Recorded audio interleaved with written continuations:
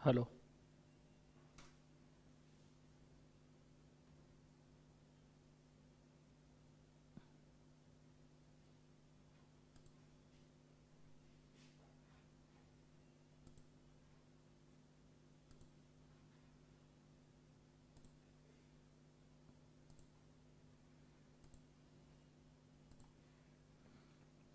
Hello hello hello hello.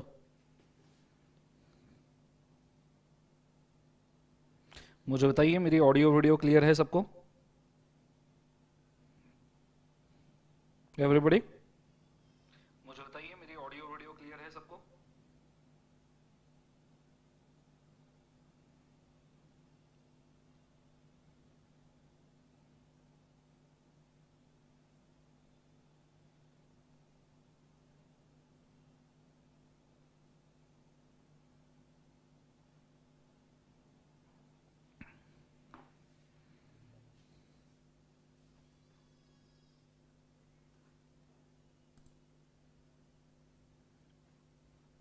चलो, good morning everyone. Okay, I guess audio video सबको clear होगा। So we are back. कल का lecture power cut की वजह से हम ले नहीं पाए, बट एटलीस्ट हमने रिवीजन कर लिया, क्योंकि that would be better.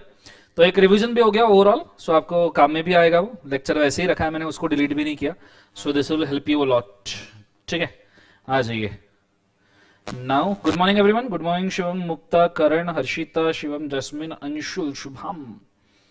Thank you so much guys. Good morning. Meet, तेजस।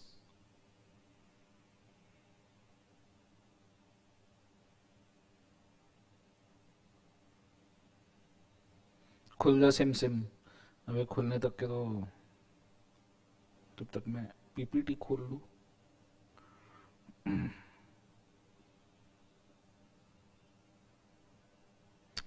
एक बहुत बड़ी दुविधा में फंसा हूं मैं। पहले तो मुझे उस सवाल का जवाब दीजिए। देखो, नियरली 15 लेक्चर्स तो हम यूट्यूब के ऊपर लाइव स्ट्रीम कर रहे हैं, और जैसे आप सबको पता है कि पूरे तो लाइव स्ट्रीम करना पॉसिबल है नहीं। मेरा एक सवाल है कि मैं आपको रिकॉर्डेड लेक्चर्स दूं इन 15 लेक्चर्स के बाद। मुझे कमेंट्स के अंदर जवाब देना, मैं आपको रिकॉर्डेड लेक्चर्स दूं इन 15 लेक्चर्स के बाद, या इसको हम किसी स्ट्रीमिंग सॉफ्टवेयर से स्ट्रीम करें। पर इसके लिए भी मैं बोलूं कि वो as good as YouTube live lecture ही रहेगा, जिसके अंदर आप जैसे यहां कमेंट कर सकते हो वैसे वहां पे भी कमेंट कर पाओगे। And interactive type of lectures होंगे जो आपको काफी हेल्प कर सकते हैं। पर इसके लिए आपको एक चीज स्टेबल लगेगी खुद के घर के अंदर, वो है वाईफाई। मोबाइल डाटा के ऊपर ये लेक्चर्स बहुत टफ लेवल पे चलेंगे। अगर आपके घर पे वाईफाई होगा तो हम लाइव स्ट्रीम कर सकते हैं। उन्हीं लेक्चर्स को फिर मैं रिकॉर्डेड दे सकता हूं जिनके जिनके लिए वाईफाई नहीं है, मतलब जिनके यहाँ पे वाईफाई है उनके लिए लाइव स्ट्रीम कर सकते हैं हम lecture after 15 lecture through encrypted software. अगर आप एडमिशन लेते हो तो आपको सॉफ्टवेयर के सब डिटेल और इंस्टॉलेशन डिटेल मिल जाएंगे। पर लाइव स्ट्रीम का एडवांटेज है कि जिस तरीके से हमारा इंटरेक्शन हो रहा है उसी तरीके से हम कर पाएंगे। फिर वही लेक्चर मैं रिकॉर्ड करके दे दूंगा। जो वाईफाई के थ्रू देख नहीं सकते उनको फिर pen drive, Google drive mode के अंदर वो अवेलेबल होंगे। अगर आप रेडी हो लाइव स्ट्रीमिंग ऑफ लेक्चर्स के लिए, तो मुझे बताओ कितने लोग रेडी है जो नियरली इसके बाद में लाइव स्ट्रीमिंग ऑफ लेक्चर्स देखना चाहेंगे। तो एटलीस्ट अगर ये 20, 25, 50 लोग भी हो जाते हैं तो काफी अच्छा एक बंच हो जाएगा, तो हेल्प भी होगा। रिकॉर्डेड तो होने ही वाले हैं प्रद्युम्न बेटा, तो रिकॉर्डेड तो मिलने ही वाले हैं। बट सवाल यह है कि फिर वो लाइव स्ट्रीम करते हुए रिकॉर्ड करूं या कैसा। तो जो लाइव स्ट्रीम करूंगा वो भी रिकॉर्डेड लेक्चर्स में आपको दूंगा, तो उसके अंदर बहुत सारी चीजें आपको मिलेगी। ठीक है। फेस टू फेस अभी एग्जैक्टली वी डोंट नो कि कब होगा करके, we are working on the same. और अगर फेस टू फेस होता है तो हम जल्दी ही उसको शुरू करेंगे, but we are not sure. अगर हमने फेस टू फेस शुरू कर दिया, बाद में कुछ कोविड गाइडलाइंस आ गई, वेव 2 की बातें चल रही है, तो वापस से क्लास बंद करना पड़ेगा और आप आपके घर पे भी नहीं जा पाओगे। ये बहुत बड़ा टेंशन है, इसलिए हम फिलहाल रिस्क नहीं ले रहे हैं, सबके हेल्थ को मद्देनजर रखते हुए। चलो, बहुत बढ़िया। टेंटेटिवली फिर मैं एक प्लान करता हूं रिगार्डिंग कि इसके बाद के लेक्चर्स हम लाइव स्ट्रीम करें, और डेली एक लेक्चर अपलोड होता रहेगा, तो डेली आप एक लेक्चर देख पाओगे ये 15 लेक्चर्स होने के बाद। ठीक है, मुझे कंफर्मेशन के लिए 1-2 दिन का समय दीजिए, मैं इन्हीं लेक्चर्स के अंदर आपको कंफर्म भी करूंगा। कंसेप्ट समझ में आ रहा है सबको? हाँ है ना। चलो, अब मैं आगे बढ़ता हूं बच्चों, लेट्स स्टार्ट। हमने अभी तक जो जो देखा था उसमें से लास्ट लेक्चर, कल तो मैंने एक रिवीजन करवा के दे दिया। अब उसमें से जो लास्ट लेक्चर है उसका हम एक बार रिवीजन कर लेते हैं कि हमने क्या क्या देखा था, तो it will be easy for you to understand कि हम कौन से लेवल पे जा रहे हैं। सबसे पहले तो हम थोड़ा सा चैप्टर लिस्ट को याद कर लेते हैं, ठीक है। चैप्टर लिस्ट थोड़ा सा उल्टा मैं याद करवाऊंगा, या फिर आज एक ट्राई करते हैं चैप्टर लिस्ट आज हम एट रैंडम याद करते हैं। मतलब मैंने आपको एक तो नाम बोलना है, उसके ऊपर से आप मुझे सेक्शंस बताइए, या फिर मैंने आपको सेक्शंस बोलने हैं, उसके ऊपर से आपने मुझे चैप्टर का नाम बोलना है, और ये एट रैंडम कोई भी चैप्टर मैं आपको पूछ सकता हूं, ठीक है। ये इन लाइन वाला एक ही चैप्टर रहेगा, इसकी कोई गारंटी नहीं है, ठीक है। सो आ जाइए, मैं एट रैंडम कोई भी चैप्टर पूछूंगा। Everybody is ready for this? House the जोश? सब ठंडे पड़ गए क्या? हाउस द जोश? सो मैं आपको नाम पूछूंगा या नंबर पूछूंगा, इसमें से आपने बोलना है कि भैया आपको ये चैप्टर समझ, मतलब ये चैप्टर याद है या नहीं है, ये चीज आपने मेरे को बोलनी है। Are you ready? चलो बहुत बढ़िया, स्टार्ट करते हैं। कॉन्सेंट्रेट करना, 60 लोग ऑनलाइन है, मतलब एटलीस्ट 70-80 लोग तो डेडिकेटेडली लेक्चर अपने देख रहे हैं। चलो बहुत बढ़िया, आई am very happy for this. चलो शुरू करते हैं, कॉन्सेंट्रेट करना। सो एट रैंडम शुरू करते हैं। Tell me management and administration का सेक्शन कहां स्टार्टिंग है और कहां एंडिंग है? फटाफट बोलो, मैनेजमेंट एडमिनिस्ट्रेशन कहां स्टार्टिंग है और कहां एंडिंग है? फटाफट मुझे इसका आंसर चाहिए बच्चों, वेरी फास्ट। मैनेजमेंट एडमिनिस्ट्रेशन कहां स्टार्टिंग कहां एंडिंग, कमेंट्स के अंदर बताइए। चलो बहुत बढ़िया, सेक्शन नंबर 88 से लेके 122। मुझे बताओ accounts of the company, accounts of the company कहां से कहां तक है? फटाफट बताइए। बहुत बढ़िया, सब जन आंसर दे रहे हैं, आई am very happy. Accounts of the company कहां से कहां तक है? सब जन बताएंगे फटाफट। Accounts of company section number 128 से लेके सेक्शन नंबर 138। बहुत ही बढ़िया, जो लोग कमेंट कर रहे हैं बहुत ही जबरदस्त। उसके बारे में मुझे एक बात बताइए, prospectus and allotment of shares, prospectus allotment of shares कहां से कहां तक है बच्चों? बोलो फटाफट, मुझे आंसर चाहिए। Prospectus allotment of share section number 20, बहुत ही बढ़िया, 23 से लेके सेक्शन नंबर 42। बहुत ही शानदार, जबरदस्त, जिंदाबाद। जितने लोग सही आंसर दे रहे हैं बहुत जबरदस्त। उसके बाद में नेक्स्ट मुझे सेक्शन बताइए चार्जेस ऑन असेट का, चार्जेस ऑन असेट कहां से कहां तक? बताइए बताइए बताइए बताइए बताइए। 43 से 72 नहीं प्रिंकल, ठीक है, 23 से 42 प्रोस्पेक्टस। अच्छा, चार्जेस ऑन असेट, यस बहुत बढ़िया, 77 से लेके 87, 86 नहीं 87। सो क्षितिजा इट इज 87, 77 से लेके 87 चार्जेस ऑन असेट। अब मुझे सेक्शन नंबर से नाम बताइए। फॉर एग्जांपल अगर मैं आपको पूछूं तो 73 से लेके 76 क्या है? फटाफट बताइए मुझे। चलो बहुत बढ़िया, जितने लोग आंसर दे रहे हैं 73 से लेके 76, व्हाट इज इट अबाउट? बोलो 73 से लेके 76। This chapter is about what exactly? Deposits, deposit के बारे में चैप्टर है। बहुत बढ़िया, जितने लोग आंसर दे रहे हैं। उसके बाद में नेक्स्ट चैप्टर अगर मैं आपसे पूछूं तो मुझे ऑडिट ऑफ अकाउंट्स के लिए बताइए। ऑडिट ऑफ अकाउंट्स का starting ending section, audit of accounts that is 139 से लेके 148। बहुत ही बढ़िया, जो लोग कमेंट्स के अंदर सही बता रहे हैं, एक नंबर, जबरदस्त, जिंदाबाद। फिर मुझे बताइए 43 से लेके 72, ये कौन सा सेक्शन नंबर है, कौन सा चैप्टर है ये? बहुत ही शानदार, सब लोग सही जवाब दे रहे हैं, नियरली एवरीबडी, बहुत बढ़िया। 43 से लेकर 72 कौन सा चैप्टर है? तो obviously that is share capital and debentures. बहुत ही बढ़िया, शेयर कैपिटल एंड डिबेंचर्स आपका चैप्टर है। नेक्स्ट वाला मैं आपसे पूछना चाहूंगा कि मुझे बताओ सेक्शन नंबर 3 से लेकर सेक्शन नंबर 22, ये तो आपको याद हो जाना चाहिए, that is formation and incorporation वाला चैप्टर है। तो नियरली हमने सभी चैप्टर यहां पे याद कर लिए हैं। 4 और 4 8 हुए, कौन से 2 मिस हुए जिंदगी के अंदर चैप्टर्स? प्रोस्पेक्टस, शेयर कैपिटल हो गया, डिपॉजिट्स हो गया, चार्जेस हो गया, मैनेजमेंट, डिविडेंड, डिविडेंड भी होगा नहीं, डिविडेंड रह गया। डिविडेंड के लिए कौन सा चैप्टर है बच्चों? 123 से लेके 127। और उसके बाद में प्रीलिमिनरी सेक्शन नंबर 1 से लेके सेक्शन नंबर 22। चलो चैप्टर्स तो याद हो गए। चैप्टर याद होने के बाद में हमने 4 चीजें देखी थी। कंपनीज एक्ट में घुसने के पहले 4 चीजें पढ़नी चाहिए। फटाफट कमेंट में बताइए मुझे कौन सी 4 चीजें, कौन सी 4 चीजें? चलो बहुत ही बढ़िया, सब जन ने सही बोल रहे हैं। History, constitutional validity, authority structure, chapter structure. Chapter structure ये हो गया। अथॉरिटी स्ट्रक्चर एक बार बताइए। मिनिस्ट्री ऑफ कॉर्पोरेट अफेयर्स, उसके अंदर कितनी चीजें? 2, एक एडमिनिस्ट्रेटिव, एक जुडिशियल। एडमिनिस्ट्रेशन के अंदर 2, active company, dormant company, liquidated company. Active company के अंदर कौन कौन है बोलो?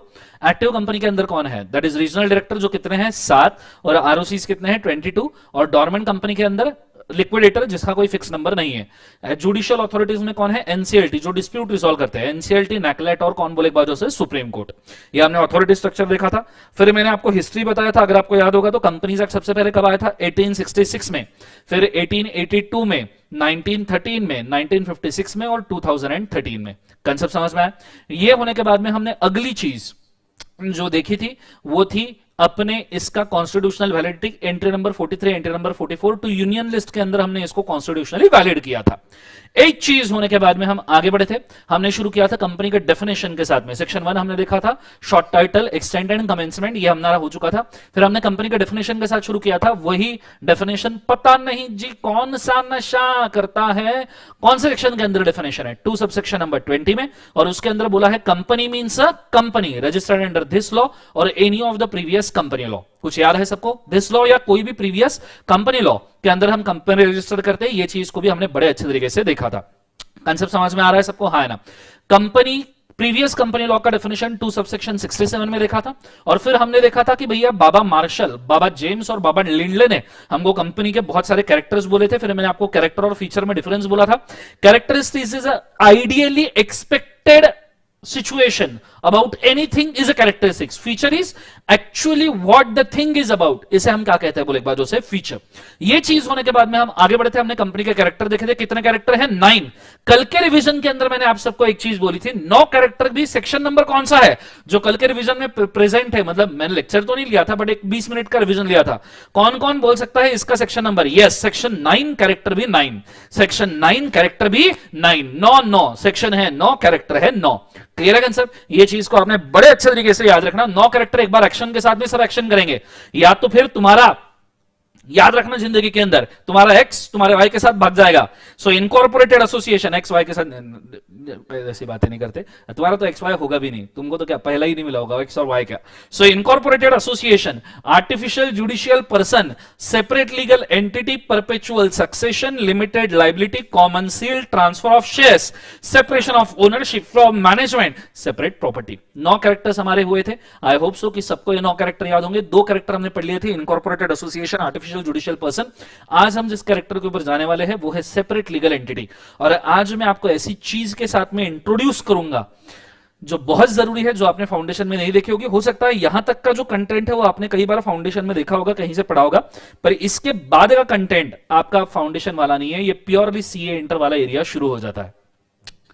मैं एक चीज आपको अभी बोल दूं, इसके पहले बोल दूं कि आप इस चीज को कुछ और अज्यूम करें, सीए इंटर को कुछ किसी और लेवल पे आप लेके जाए, उसके पहले मैं आपको चीज बोल दूं, ये मेरी जिम्मेदारी बनती है। तो इसको मैं पहले बोलना चाहूंगा कि मैं क्या कहना चाहता हूं। मुझे पूरा ध्यान बोर्ड के ऊपर चाहिए बच्चों, बहुत अच्छे तरीके से। सबसे पहली चीज मैं आप सबको यह बोल दूं, बड़े अच्छे से ध्यान देना, दैट इज हमारे जो लेवल डिसाइड होते हैं, फाउंडेशन, इंटरमीडिएट, फाइनल। आपने किसी सीनियर से इसको सुना होगा, नहीं सुना होगा, आई डोंट नो, बट मैं आपको बोलना चाहूंगा कि हमारा जो फाउंडेशन लेवल होता है, हमारा सीए फाउंडेशन का जो लेवल होता है, उसको नॉर्मली हम 1% बुला सकते हैं, मतलब मेहनत वाइज हम उसको 1% बुला सकते हैं सिर्फ। हमारा सीए इंटर का जो लेवल होता है, एक बार आपने याद रखना, ये 10% है, ये 10% है, ये चीज याद रखना। फाउंडेशन 1% है तो सीए इंटर उसके 10 टाइम्स टफर है। समय उतना ही है, टेक्निक्स चेंज करनी पड़ेगी, मेहनत का तरीका चेंज करना पड़ेगा, और ऑब्वियसली फाउंडेशन से कई ज्यादा मेहनत करनी पड़ेगी, और ये 10 टाइम्स है भी। अगर आप फाउंडेशन के मॉड्यूल जमा करके देख लो और सीए इंटर के सब मॉड्यूल जमा करके देख लो, 8 सब्जेक्ट के, बोलने के लिए 8 है, मतलब दिखाने के 8 है, खाने के 10 है, ऐसा बोल सकते हो आप कि 8 ही सब्जेक्ट दिखाते हैं पर 10 है। वो डीटी आईडीटी सेपरेट हो जाता है, ईआईएस एसएम सेपरेट हो जाता है, एफएम इको सेपरेट हो जाता है, तो दिखाने के 8 है और खाने के 11 है। 11 सब्जेक्ट आपको पढ़ने हैं। तो सीधी बात है, फाउंडेशन में आप जुम्मा जुम्मा कुछ 4, 5, 6 सब्जेक्ट पढ़े होंगे छोटे छोटे से, तो ये 10% है, 10 टाइम्स आपको मेहनत लगेगा। कितने टाइम्स आपको मेहनत लगेगा? 10 टाइम्स। और इससे भी भयानक है बच्चों फाइनल। फाइनल है 100%। फाइनल कितना परसेंट है? 100%। मतलब फाउंडेशन में वो आपको पढ़ाई की आदत लगाते हैं, इंटर में आपको ये सिखाते हैं कि इतना समंदर जैसा सिलेबस है, कर मैनेज कैसे कर सकता है, ये वो इंटर में आपको सिखाते हैं।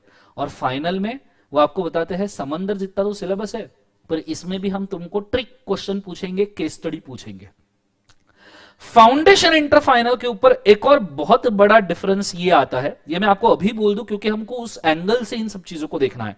आज से जो मैं कंटेंट लूंगा उस एंगल से हमको देखना है। पहली बात तो फाउंडेशन के अंदर अगर आप कोई क्वेश्चंस देखो, क्वेश्चन आंसर्स, तो आपको नॉर्मली फाउंडेशन में डायरेक्ट सवाल आते हैं, डायरेक्ट क्वेश्चन, किसी चीज के ऊपर डायरेक्ट क्वेश्चन, या जुम्मा जुम्मा 2-3 केस स्टडीज आ जाएंगे पेपर में जो लॉ में आपने फेस किए होंगे। मैं एटलीस्ट लॉ की बात कर रहा हूं, about other subjects I am not a right person to guide you.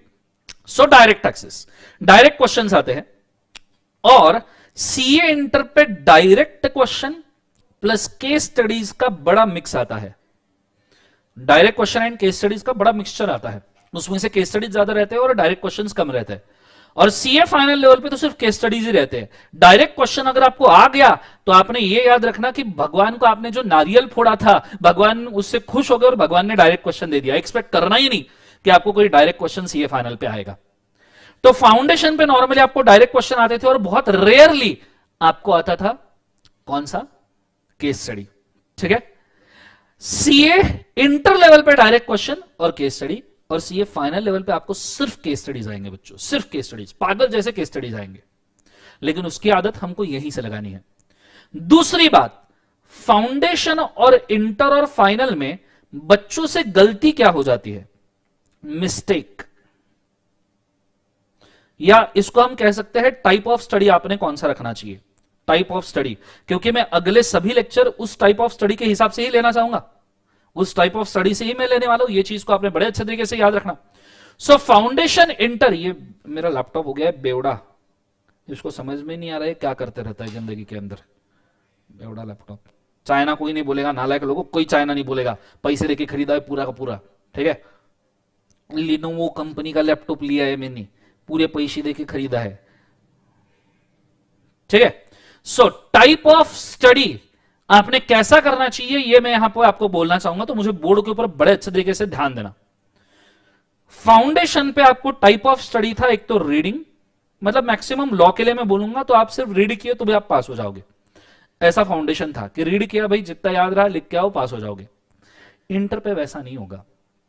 Inter पे आपको बकायदा राइटिंग प्रैक्टिस करना पड़ेगा, और ये आपको बहुत जरूरी है क्योंकि फाउंडेशन में आपने राइटिंग प्रैक्टिस किया ही नहीं होगा।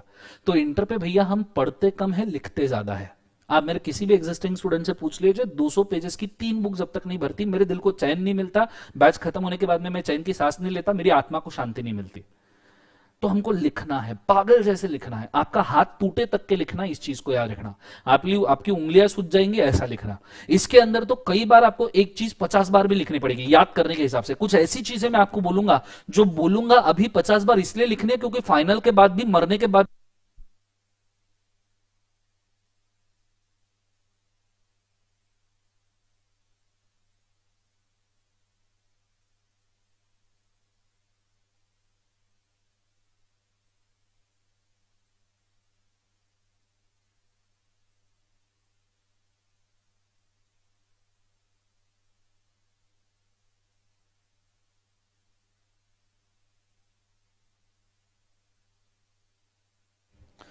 तो आपको मरने के बाद भी, जलने के बाद भी, और कब्र के अंदर भी ये सब चीजें आपको याद रखनी पड़ेगी। तो ऐसी चीजें मैं आपको 50 बार लिखवा के जाऊंगा। देखो राइटिंग में भी आपको इंटर में 2 टाइप का राइटिंग करने हैं, एक मॉरल टेक्निक वाले, मेमोरी टेक्निक वाले राइटिंग, मतलब जो चीजें परमानेंटली आपके दिमाग में घुस जानी चाहिए वो मेमोरी टेक्निक वाले राइटिंग। और दूसरे आपको राइटिंग करने हैं बच्चों आंसर राइटिंग। मैं आपको इस लेवल पे ट्रेन करके जाऊंगा। देखो मैंने आपको ऑलरेडी प्रॉमिस किया है कि हम सीए इंटर के क्वेश्चनर का 50 से 60% क्वेश्चनर क्लास के अंदर कर लेंगे, या फिर मेरे साथ डिस्कशन कर लेंगे। अगर हमको नंबर ऑफ लेक्चर्स नहीं बढ़ाने तो हम content lecture we will keep it to 70 lectures या 75 लेक्चर। उसके एडिशन में अगर हम चाहे तो क्वेश्चनर के लेक्चर करेंगे। फिर जिसको करने हैं क्वेश्चनर के लेक्चर वो मेरे साथ करे, खुद पढ़ना है तो खुद भी पढ़ सकते हो। तो मैं आपको आंसर राइटिंग करवाऊंगा, ताकत से आंसर राइटिंग करवाऊंगा, हर एक सेक्शन का आंसर राइटिंग करवाऊंगा, इतना लिखवाऊंगा कि आप फ्रस्ट्रेट हो जाओ। ये जरूरी है सीए इंटर लेवल पे, क्योंकि फाउंडेशन पे क्या आदमी तो आता है 11-12 से पढ़ता है, ये पहले 1 महीने पहले किताब खोलेगा, वो तो फाउंडेशन इसलिए बीकॉम रहता तो पहली रात को किताब खोलता था, बीकॉम रहता तो पहली रात को किताब खोलता है, दूसरे दिन सवेरे सो जाता है मस्त आराम से, एग्जाम में जाता है, क्या लिखता है, काय के ऊपर मार्क मिलते हैं, कोई संबंध नहीं रहता। मतलब तुम सोचते क्या हो, लिखते क्या हो, वो मार्क किसके ऊपर देखा, इसमें कोई तालमेल नहीं रहता बीकॉम में। बीकॉम तो तुमको मालूम है तुम कैसे पास कर रहे हो जिंदगी में। बीकॉम की तरफ तो मतलब वो ऐसा है जैसे सौतेला बच्चा है तुम्हारा, ऐसे तुम उसको ट्रीट करते रहते हो। कॉन्सेप्ट समझ में आ रहा है? तो हम फाउंडेशन पे जब आते हैं तो एटलीस्ट एक महीना पहले बुक खोलते हैं और फिर पढ़ना शुरू करते हैं कि क्या चीज चल रही है, क्या चीज नहीं चल रही है, ये सब चीजें हम पढ़ना शुरू करते हैं। तो फाउंडेशन में अगर आप सिलेबस का कंप्लीट रीडिंग भी कर लो अच्छे से, डीप रीडिंग याद करके, तो आप पास हो जाओगे। रीडिंग का मतलब रीडिंग का मतलब रहता है बच्चों याद करना। आप याद कर लो तो भी आप पास हो जाओगे फाउंडेशन में। कई आप में से कई सारे बच्चे ऐसे होंगे जिनका रिजल्ट आएगा, उनको पता चलेगा कि फाउंडेशन में उन्होंने याद किया इसलिए पास हुए, भले ही लिखने की प्रैक्टिस इतनी ना की हो। पर इंटर पे भैया मैं मार मार के लिखवाऊंगा, याद रखना। मैंने पहले ही दिन पहले ही लेक्चर में आई गेस बोला था कि जिसको मेहनत करनी है वो मेरे से पढ़े, नहीं तो जिसको नहीं मेहनत करनी ना, अगर आपको पूरी दुनिया में कोई भी कितना भी प्रॉमिस करे आप पास नहीं हो सकते। मैं आपको सच्ची में हाथ जोड़ के रिक्वेस्ट करता हूं, जिसको मेहनत करे है वही सिर्फ मेरा क्लास ज्वाइन करे। लाइव स्ट्रीमिंग अगर हम करेंगे तो मैं डेली आपसे मेहनत करवा लूंगा, ताकत से डेली आऊंगा, लेक्चर लूंगा, आंसर राइटिंग करवा के लूंगा, आंसर पढ़ के बताऊंगा, सभी चीजें मैं ये करके दूंगा। क्लियर है कंसेप्ट? लेकिन मेहनत करनी है तो रेडी रहो, ठीक है। बाकी अगर आपको पूरे पूरे दुनिया में अगर कोई आपको ये बोले ना कि भाई टेंशन मत ले, टीचर के भरोसे पे पास हो जाएगा, मेरे को माफ करना, ये नहीं हो सकता, ये गलत है। अगर मैं आपको ऐसा ख्वाब भी दिखा रहा हूं ना कि सिर्फ मेरे भरोसे पे आप पास हो जाओगे, तो मैं गलत कर रहा हूं, ये कोई कर नहीं सकता। और अगर ऐसा कोई बोल भी रहा है तो उसके ऊपर विश्वास ना करना, आपको मेहनत करनी ही पड़ेगी, करनी ही पड़ेगी, देयर इज नो ऑप्शन, ठीक है। मेरे तरफ से जितना होता है वो तो मैं दे रहा हूं, लेकिन मैं आपको झूठे ख्वाब नहीं दिखाऊंगा, जो है फैसिलिटी वो बताऊंगा। मेरा फायदा आपको क्या है? तो मेरा फायदा आपको सिर्फ इतना ही है। मैं आपको बोलूंगा, जब आदमी किसी जंगल के अंदर जाता है, एक घना जंगल है जिसके बारे में आपको कोई आइडिया नहीं है, तो आदमी जब किसी घने जंगल में जाता है तो ऐसे केस में उसको पता नहीं होता जंगल में सांप है, जंगल में बाघ है, बिच्छू है, केकड़े हैं, और कहां है ये नहीं पता, सामने पेड़ है, गड्ढा है, नहीं पता। मैं ऐसा पर्सन हूं जो आपको ये बता सकता है कि कौन सी चीज कहां है, क्योंकि मैं इस चीज को कई बार देख चुका हूं, इस जंगल में मैं कई बार घूम चुका हूं। हर कोना चप्पा मेरे को मालूम है कि कौन सी जगह कौन से पेड़ है, कौन सी जगह बाघ आ सकता है, कौन सी जगह सांप बिच्छू, कौन सी जगह आपको ध्यान रखना पड़ेगा। और पिछले 6-7 लेक्चर में आपको ये पता चल जाएगा कि ऐसी चीज होने वाली है। तो मेरा एडवांटेज आपको, देखो मैं गाइड नहीं हूं आपका, मैं टॉर्च हूं, I am my self a torch. अब आपके ऊपर डिपेंड है आप इस टॉर्च को किस तरीके से हैंडल करते हो। मैं टॉर्च हूं, मैं लाइट हूं, आप जिस तरफ इसका फोकस करोगे उतना एडवांटेज आपको मिलेगा। अगर मेरे हिसाब से मैं टॉर्च भी हूं पर मैं आर्टिफिशियली इंटेलिजेंट टॉर्च हूं, ऐसा समझ लो कि इस टॉर्च को खुद का दिमाग भी है। मैं आपको बताऊंगा भी कि ये एरिया है, यहां मुझे फोकस कर, ये चीज तेरे को बहुत अच्छे से समझ में आनी चाहिए, ये एरिया है, यहां मुझे फोकस कर, ये चीज तेरे को बहुत अच्छे से समझ में आनी चाहिए। कंसेप्ट समझ में आ रहा है? So I am not a person जो आपके लिए टॉर्च होल्ड करेगा, I am only a torch. ये चीज को आपने बड़े अच्छे से याद रखना। क्लियर है कंसेप्ट? तो आपको जंगल की हर एक चीज पता चलेगी, सिर्फ मैं इंटेलिजेंट टॉर्च हूं, मैं खुद बताऊंगा कि मेरे को फोकस कहां करना है। कंसेप्ट समझ में आएगा? तो ये चीज को आपने बड़े अच्छे तरीके से याद रखना कि भैया यहां अगर आपको कोई भी बोले दुनिया का कोई भी पर्सन की इंटर तू सिर्फ उस टीचर के भरोसे पास हो जाएगा, झूठ बोल रहा है। I will straight away tell you, झूठ बोल रहा है। कंसेप्ट समझ में आ रहा है? आपको पढ़ना पड़ेगा, आपको लिखना पड़ेगा, आपको मेरे साथ मेहनत करनी पड़ेगी। मैं जितनी मेहनत करूंगा उससे 10% आपको करनी पड़ेगी, और यकीन रखना मैं आपसे कभी भी ज्यादा मेहनत करने की कोशिश करूंगा, कभी भी ज्यादा। मैं आपको उस लेवल तक की मेहनत दिखाऊंगा जिस लेवल के ऊपर आपको उठना है। तो ये आपके लिए चैलेंज रहेगा, ये चीज को याद रखना। जिसको मेहनत करनी है सिर्फ वही क्लास ज्वाइन करे, मैं पहले ही डिक्लेयर कर देता हूं, ठीक है। ज्यादा बच्चे नहीं पढ़ाए मेरे को कोई दिक्कत नहीं, लेकिन जिनको पढ़ाया वो पास होनी चाहिए। बात सिंपल है। हजारों बच्चों पढ़ाने का कोई, अभी जितना मैं फ्रैंकली बताऊं, मैं मतलब लिटरली फ्रैंकली बताऊं, तो आज के डेट में भी अगर मैं टीचिंग छोड़ दूं तो मेरे खाने पीने के वांदे नहीं होंगे, मेरे फैमिली के भी खाने पीने के वांदे नहीं होंगे। इतना मैंने कमा के रख लिया है। अभी जो सिर्फ टीचिंग कर रहा हूं वो सिर्फ पैशन से कर रहा हूं। तो आप इमीडिएटली बोलोगे सर फीस क्यों ले रहे हो, फीस रिफंड हो। फिर फीस तो बड़ा इसलिए ले रहा हूं क्योंकि कर्म है। अगर मैं आपसे फीस नहीं लूंगा ना, आपको नहीं पता कि कौन से अमाउंट में आपको फ्यूचर में मुझे पे करना पड़ जाए। और मैं आपके ऊपर ऐसी बड़ी लाइबिलिटी सच में हाथ जोड़ के बोलता हूं क्रिएट नहीं करना चाहता। जिंदगी में बहुत कुछ सीखा हूं, बहुत सारे लोगों से पैसे उठाए हैं, उनको किस लेवल पे करने पड़ जाते हैं इसका आपको शायद कोई अंदाजा नहीं है। जब लास्ट डे स्टोरी बताऊंगा तो आपको आइडिया आएगा कि क्या क्या जिंदगी में हुआ है। इसलिए किसी के ऊपर ये भी एक टिप ले लेना, किसी का फाइनेंशियल डेट खुद के ऊपर मत रखना, किसी को कोई भी डेट मत रखना, फॉर दैट मैटर फाइनेंशियल क्या, एनी डेट किसी का खुद के ऊपर मत रखना, ठीक है। Be free from debt. किसी ने आपके लिए कुछ किया है आप उसके लिए करो। किसी ने आपको गाड़ी उधार दी है, जा भाई मेरी गाड़ी लेके जा, उसका पेट्रोल टैंक फुल करके दो, दिस इज रिक्वायर्ड, उसका पेट्रोल टैंक फुल करके दो, ठीक। अनलेस एंड अनटिल वो बहुत खास दोस्त नहीं है, एकदम बेस्ट फ्रेंड है, तो उसका पेट्रोल टैंक पूरा एम्प्टी करके वापस दो कि बाद में वो किक मारे तो भी गाड़ी ना चले, उसको पेट्रोल पंप तक ढकल के लेके जानी पड़े। बेस्ट फ्रेंड है तो यही करना। हाँ, अगर कोई पहचान वाला है जिससे अगर आप उधार लेते हो तो उसको, अगर वो इंटरेस्ट चार्ज नहीं कर रहा तो उसको पैसे वापस दो, उसको एक आधी पार्टी दे दो, he will be happy. But कोई भी डेट खुद के ऊपर क्रिएट मत कर लेना।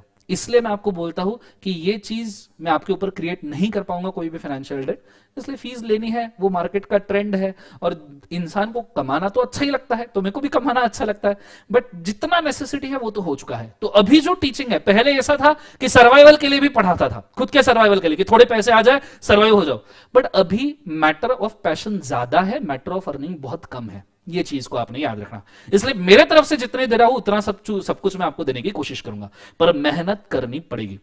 ये चीज को भी आपको याद रखना है, ठीक है। फाइनल लेवल पे तो इससे भी बुरे हाल है, फाइनल लेवल पे इससे भी बुरे हाल है। अगर मैं आपको फ्रैंकली बोलूं तो फाइनल लेवल पे भैया आपको राइटिंग प्रैक्टिस तो ही, मतलब राइटिंग प्रैक्टिस तो फाइनल लेवल पे बेसिक है।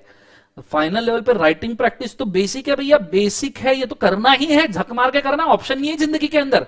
जो इंटर पे राइटिंग प्रैक्टिस बहुत ज्यादा करेगा ना, उसका फाइनल लेवल पे बर्डन थोड़ा शेड हो सकता है, फाइनल लेवल पे थोड़ी उसको हेल्प हो सकती है। पर जिसने इंटर पे राइटिंग प्रैक्टिस नहीं किया और लकीली पास हो गया, क्योंकि ऐसे बंदे लकीली ही पास होते हैं, तो जिसने इंटर पे राइटिंग प्रैक्टिस सॉल्विंग प्रैक्टिस नहीं किया और लकीली पास हो गया, फाइनल लेवल तो उसको इतना टफ जाएगा, इतना टफ जाएगा कि वो सोच नहीं सकता। इसलिए यहीं से राइटिंग प्रैक्टिस शुरू करो।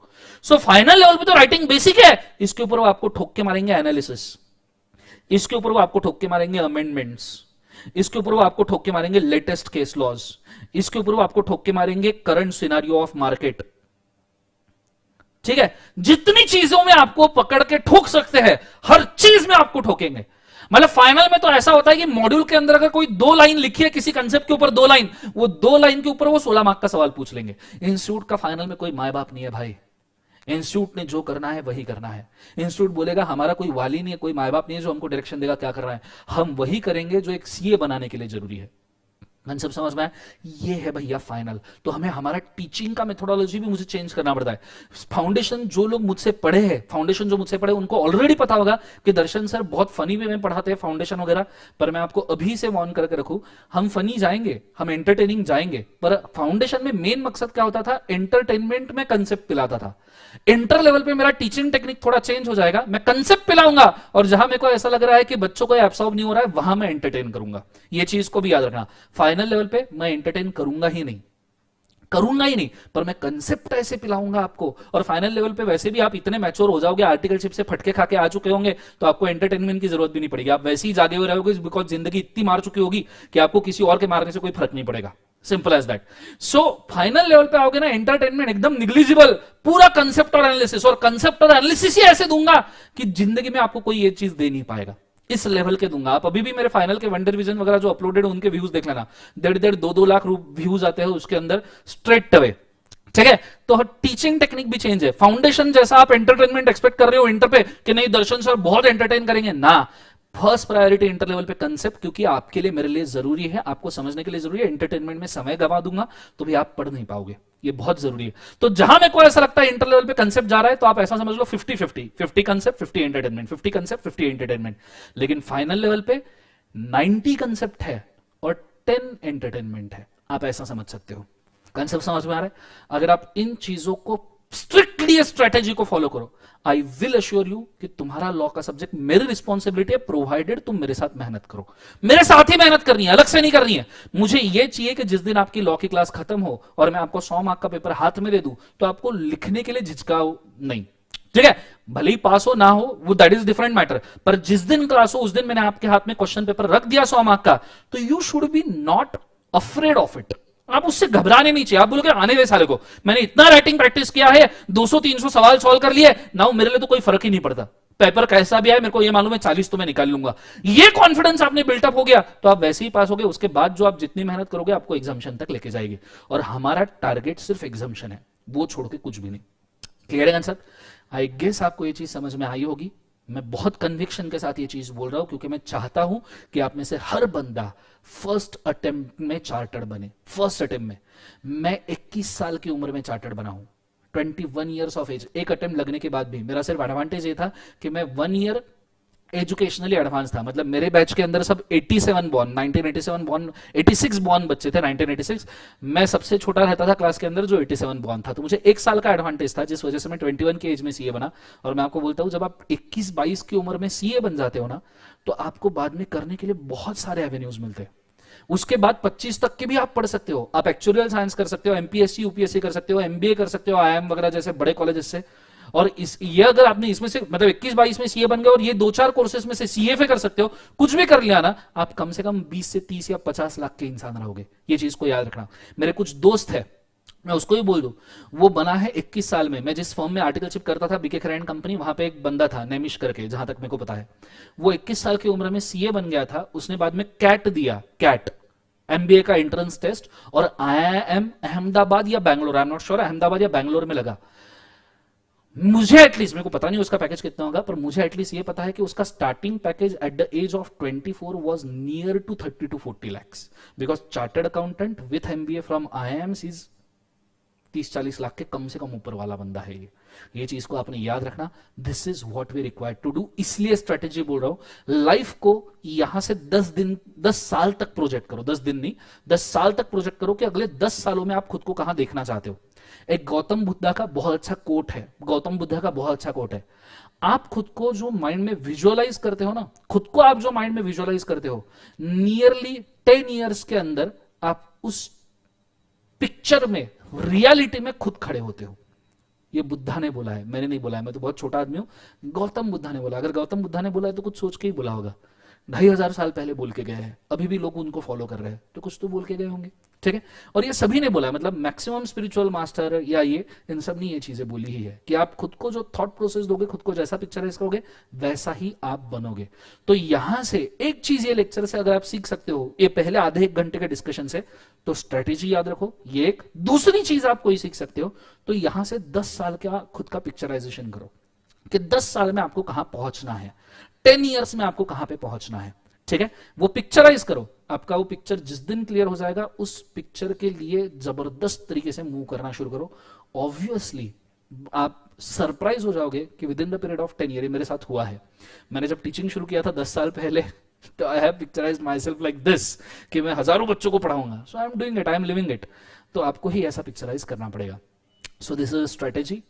एक टिप दे दिया मैंने लाइफ के लिए, 10 साल के लिए प्रोजेक्ट करो, this will help you lot, ठीक है। समझ में आया तो लाइक ठोकिए, मुझे कमेंट में बताइए कि आपको समझ में आया। कोई क्वेरी है तो पूछ सकते हो, तब तक ये लिख के रखिए, ठीक है। ये चीज लिख के रखिए, फ्रंट पेज पे कहीं लिख के रखिए, क्योंकि आप भूल ना जाओ कि स्ट्रेटेजी क्या होनी चाहिए। फ्रंट पेज पे लिख के रखना। Go for it fast.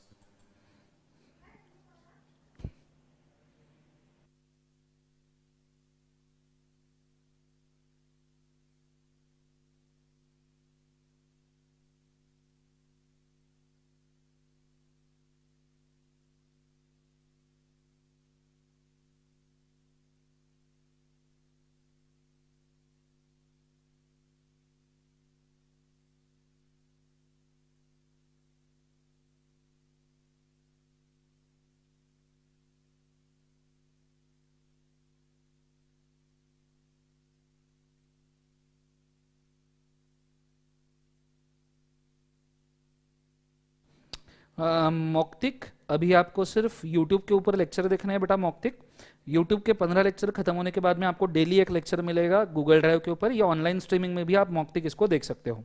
अभी आपको बुक्स मिल जाएंगे 5-7 दिन के अंदर, so you can start your studies. अगले 5-7 दिन में आपको वैसे भी बुक्स की ज्यादा जरूरत नहीं पड़ने वाली।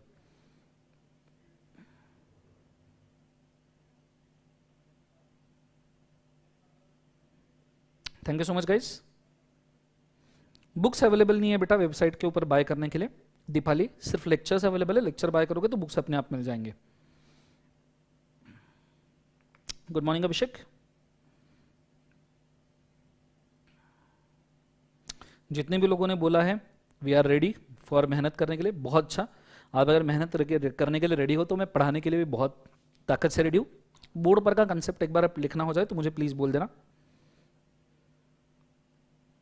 हाँ बिल्कुल बेटा, आपने पीडी भी लिया है तो भी चैतन्य आप लाइव स्ट्रीम देख पाओगे, नॉट अ इशू।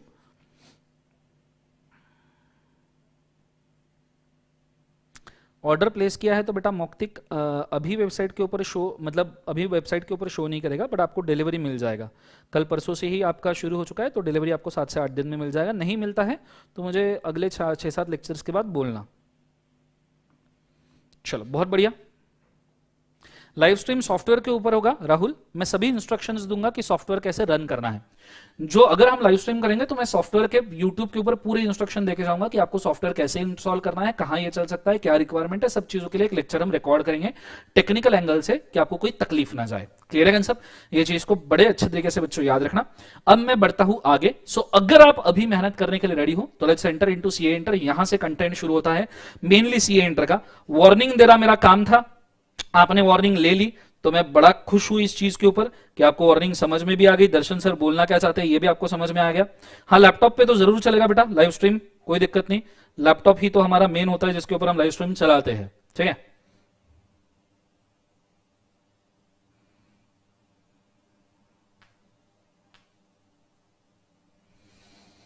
थोड़ा मुझे इसे पावर पॉइंट ओपन करने दो। राहुल लैपटॉप पे चलेगा जरूर, डोंट वरी।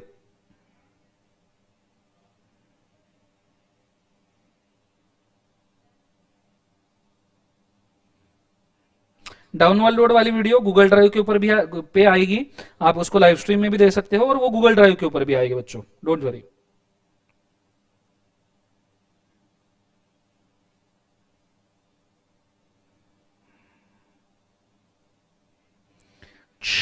आ जाइए, अब मैं शुरू करता हूं हमारे तीसरे और very important characteristics of company के साथ, जो बहुत ज्यादा जरूरी है, बहुत मतलब हद बाहर जरूरी है। आर्चरी, आर्चरी का मेरे को नहीं पता बेटा, कुछ आर्चरी क्या होता है? आर्चरी नहीं बे, एक्चुअली, एक्चुअली आर्चरी नहीं है वो, एक्चुअली बेटा पवन हुआ है, आर्चरी नहीं एक्चुअली है। और जिनको करियर ऑप्शंस के बारे में ज्ञान लेना है वो बने रहे, मैं आपको करियर ऑप्शंस के ऊपर एक बाकायदा आधे से एक लेक्चर लूंगा जिसमें मैं आपको यह भी बताऊंगा कि आप कितने करियर ऑप्शन चूज कर सकते हो सीए बनने के बाद, और कौन से एज में चूज कर सकते हो, कब चूज कर सकते हो, ये सब बताऊंगा। बिजनेस कर सकते हो, प्रैक्टिस कर सकते हो, सब इसका एक बाकायदा लेक्चर मैं आपको दूंगा, डोंट वरी। ठीक है, चलो स्टार्ट करते हैं। मैं आर्चरी देख के मैं परेशान हो गया, बोला आर्चरी ये कौन सा कोर्स है? ठीक है चलो लेट्स गो। कोई बात नहीं बेटा, नहीं पता, गलती हो गई, अपन है जिंदगी में सुधारने के लिए, टेंशन मत लो। ठीक है, साथ साथ में गलतियां करेंगे, let's go. So now we are starting with हमारा थर्ड कैरेक्टरिस्टिक्स। पहला कैरेक्टर था इनकॉर्पोरेटेड एसोसिएशन, दूसरा था आर्टिफिशियल जुडिशियल पर्सन, तीसरा कैरेक्टर है सेपरेट लीगल एंटिटी। एक बार सब जन जोर से बोलेंगे, अकेले बैठे हो फिर भी बोलो, घर वाले परेशान हो जानी चाहिए। सेपरेट लीगल एंटिटी, सेपरेट अलग, लीगल कानूनन, एंटिटी व्यक्ति, अलग कानूनन व्यक्ति, अलग कानूनन व्यक्ति मतलब ऐसा व्यक्ति जो लॉ के नजरिए में सेपरेट है, जिसका खुद का अपना वजूद है, अस्तित्व है। जैसे मेरा अपना वजूद है, अस्तित्व है, दर्शन खरे का वजूद है, अस्तित्व है, तुम्हारा अपना वजूद है, अस्तित्व है, गुलाब गर्ग का अपना वजूद है, अस्तित्व है, अनुजा ओझा का अपना वजूद है, अस्तित्व है, अंशुल चंचन का, चंदन चंचन चाचन, हाँ अंशुल चाचन, वेरी सॉरी अंशुल, गलत नाम ले लिया। सो इसका अपना वजूद है, अस्तित्व है, हर एक का अपना आइडेंटिटी है। तुम्हारा आधार कार्ड है, तुम्हारा पैन कार्ड है, तुम्हारा पासपोर्ट होगा। क्लियर है कंसेप्ट? आधार कार्ड के ऊपर भली फोटो वो होगी जो खुद पहचान नहीं सकते होंगे तुम कि ये कौन है। ठीक है, मतलब समझ में ही नहीं आता होगा कि ये कौन है, तू है या कोई और है। ठीक है, ऐसा ऐसा समझ में नहीं आता होगा। ये सुनो, तो आधार कार्ड के ऊपर की फोटो पर से गेस मत करना, पर तुम्हारा आधार कार्ड है, पैन कार्ड है, पासपोर्ट है, ड्राइविंग लाइसेंस है, मतलब तुम्हारा खुद का अपना वजूद है, तुम्हारा अपना अस्तित्व है। जैसे तुम्हारा वजूद अस्तित्व है, वैसे ही कंपनी का भी वजूद अस्तित्व होता है। आपको पता है कंपनी के भी आधार कार्ड निकलते हैं, कंपनी के भी पैन कार्ड निकलते हैं, कंपनी के टिन नंबर निकलते हैं, कंपनी के पासपोर्ट नहीं निकलता क्योंकि कंपनी बाहर देश नहीं जाती। ठीक है, हालांकि बाहर देश में ब्रांच ओपन करती है तो उसको वहां पे डोमिसिलिटी के लिए या सिटीजनशिप के लिए कंपनी के डिपेंडिंग ऑन वहां के लॉज डिसाइड करना पड़ता है कि क्या करेगा। मतलब कंपनी का भी वजूद है। हां, कंपनी बोल नहीं सकती, चल नहीं सकती, सोच नहीं सकती, दिमाग नहीं है, बॉडी नहीं है, पर कंपनी का खुद का वजूद है। Company is a separate legal entity, खुद की आइडेंटिटी है। जैसे तुम्हारी थंबप्रिंट वाली आइडेंटिटी है, कंपनी की आइडेंटिटी होती है डिजिटल सिग्नेचर या कॉमन सील। तो आप ऐसा समझ लो, मैं पर्सन हूं, आप पर्सन हो, कंपनी भी पर्सन है। दिखते नहीं है, महसूस नहीं कर सकते, टच करके टच नहीं कर सकते उसको कि टच करके महसूस कर लिया, अच्छा लग रहा है। क्लियर है? वैसा आप महसूस नहीं कर सकते कंपनी को, बट कंपनी का खुद का वजूद होता है। टाटा कंपनी का वजूद है, इंफोसिस कंपनी का वजूद है, इनका अस्तित्व है। तो आप जब कॉन्ट्रैक्ट करते हो तो आप कंपनी से करते हो। मुझे एक बात बताओ, आप सेलफोन यूज कर रहे हो, आपने सेलफोन लिया होगा एप्पल का, जब आपने सेलफोन लिया, अगर समझो एप्पल का आईफोन, तो क्या आपने स्टीव जॉब्स का फोन लिया ऐसा बोलते हो कि नहीं मैंने स्टीव जॉब का फोन लिया? तुम क्या बोलते हो? एप्पल का फोन लिया। अगर तुम उसके अंदर एयरटेल का कार्ड डाल रहे हो तो क्या तुम ये बोलते हो कि मैं भारती मित्तल, जो मित्तल है उनका कार्ड यूज कर रहा हूं, कुमार मंगलम बिरला का कार्ड यूज कर रहा हूं? क्या आप ऐसा बोलते हो? नहीं, आप क्या कहते हो? मैंने एयरटेल का कार्ड यूज किया है। मतलब कंपनी का भी खुद का वजूद है। क्लियर कंसेप्ट सबको? हाँ है ना? जोर से बोलो यस और नो। ये चीज को आपने बड़े अच्छे तरीके से याद रखना। सो इसको एक बार रीड करते हैं। अब जब मैं रीडिंग करूंगा मेरे साथ साथ रीड करने की कोशिश करना, कोऑपरेशन में, थोड़ा सा कोऑर्डिनेशन में, ठीक है? बचपन में A for apple, B for बड़ा एप्पल, सी फॉर छोटा एप्पल, डी फॉर दो apple, E for E apple, F for what the F apple. Clear concept समझ में आ रहा है सबको? हाँ है ना? तो ऐसे आपने जब रिदम में बोला होगा नर्सरी में, वैसे ही यहां पे पढ़ना है मेरे साथ साथ। पढ़ने की आदत डालो, खास करके वो लोग जो मराठी मीडियम या सेमी इंग्लिश मीडियम से बिलोंग करते हैं, उन्होंने तो पढ़ने की आदत डालनी ही चाहिए, ठीक है? क्योंकि इंग्लिश बहुत, मैं खुद मराठी सेमी इंग्लिश मीडियम से था, मेरे को मालूम है इंग्लिश में झंझट क्या जाती है। जिसको इंग्लिश सुधारनी है उसके लिए दो टिप: इंग्लिश गाने सुनो लिरिक्स देख के, और इंग्लिश मूवीज देखो, और इंग्लिश न्यूज़पेपर पढ़ो। तीन टिप: इंग्लिश न्यूज़पेपर पढ़ो, ये तीनों चीजें आप करते रहोगे, डे बाय डे आपकी इंग्लिश पॉलिश होती जाएगी। इंग्लिश गाने बहुत जरूरी है, इंग्लिश मूवीज बहुत जरूरी है। इंग्लिश मूवीज मतलब कौन सी? नालायक को बैन वाली इंग्लिश मूवी नहीं, नालायक बच्चों, इंग्लिश मूवी मतलब वो नहीं। इंग्लिश मूवी मतलब normal English, anyways normal English movie. हल्के नॉर्मल इंग्लिश मूवी में भी वही होता है। चलो एनीवेज आगे बढ़ते हैं, मेरे को कुछ बोलना ही नहीं, मेरे को इसके ऊपर बोलना ही, तुम बेकार लोगो, मेरे को बोलना ही नहीं है। चलो रिदम में पढ़ते हैं। Company have its own identity, its own legal existence like any other human. It is just a company, is intangible and exist only on paper. Company सिर्फ पेपर पे एग्जिस्ट करती है, वही उसका दोष है, पर कंपनी है। As a company is a separate legal entity, it has a right to enter into a contract on its own, it work in its own name. Company खुद के नाम पे कॉन्ट्रैक्ट करती है, खुद के नाम पे वो वर्क करती है। Everything which is done in a company will be known by the name of company. जो भी आप कंपनी के नाम पे करोगे वो कंपनी के नाम से ही जाना जाएगा। कल जाके अगर टाटा ने फैक्ट्री बोली तो कोई ये नहीं बोलता रतन टाटा ने फैक्ट्री डाली, लोग बोलते हैं टाटा की फैक्ट्री है। क्लियर है सर? ऐसी तो कितनी सारी कंपनी होंगी जिनके नाम आपको पता होंगे लेकिन पर्सन नहीं पता होंगे। अदानी ग्रुप, अदानी ग्रुप सुना है आपने? अब अदानी ग्रुप के चेयरमैन कौन है आपको शायद पता भी नहीं होगा, एक हाथ दो जनों को पता होगा जरूर, लेकिन आपको कंपनी मालूम है लेकिन आपको ये नहीं। सुजलॉन आपको कंपनी मालूम है पर आपको ये नहीं पता। एमआरएफ आपको कंपनी मालूम है पर आपको कौन चेयरमैन है ये नहीं पता। तो जब कोई फैक्ट्री डालता है तो हम बोलते हैं एमआरएफ की फैक्ट्री, हम चेयरमैन का नाम नहीं लेते हैं। तो ये कंपनी का वजूद है, ये चीज को आपने बड़े अच्छे तरीके से याद रखना। क्लियर है कंसेप्ट? ये आपको समझ में आना चाहिए, ठीक है? अब मैं बढ़ रहा हूं आगे, कॉन्सेंट्रेट करना डबल ट्रिपल। एक मिनट होल्ड, कॉल आ गया था। कॉन्सेंट्रेट करना डबल ट्रिपल। अब ये सेपरेट लीगल एंटिटी को समझाने के लिए मैं कुछ केस स्टडीज ले रहा हूं, कुछ केस लॉज ले रहा हूं जो बहुत ज्यादा इंपॉर्टेंट है। कतई इंपॉर्टेंट, जहर इंपॉर्टेंट, मतलब मरने के बाद भी, जलने के बाद भी, कब्र के अंदर भी आपको ये केसेस याद रहने चाहिए। सीए फाइनल पे आओगे तो भी मैं ये केसेस आपको पूछने वाला हूं क्योंकि सीए फाइनल पे भी ये केसेस यूज होते हैं। तो इसके अंदर मैं सबसे पहला केस पुट करने जा रहा हूं बच्चों, and the first case is principle of separate legal entity, जिसके लिए पहला केस है Salomon versus Salomon and company limited. हो सकता है फाउंडेशन में कुछ लोगों ने केस देखा हो पर मुझे बोलना जरूरी है, पर इसके एडिशन में भी दो तीन केसेस मैं बोलूंगा। तो पहले सोलोमन एंड सोलोमन से शुरुआत करते हैं क्योंकि इसके बारे में हो सकता है आपको थोड़ा सा आइडिया होगा। सो सालोमन वर्सेस सालोमन, गाली टाइप से लगता है केस थोड़ा सा, तो इसके बाद में गालियां देना बंद। किसी को कुछ बोलना है साले सोलोमन, अबे सोलोमन, ठीक है, वर्सेस सोलोमन, ठीक है? तो केस भी याद हो जाएगा, सामने वाले को गाली भी दे देंगे और गाली देने का पाप भी नहीं लगेगा। तीन एडवांटेज, तीन, केस भी हो जाएगा, गाली भी दे देंगे, गाली देने का पाप भी नहीं लगेगा, केस बोल रहे हैं हम क्योंकि। So Salomon versus Solomon and company limited. अब केस क्या हुआ था, फैक्ट्स बोलता हूं, बड़े अच्छे से ध्यान देना।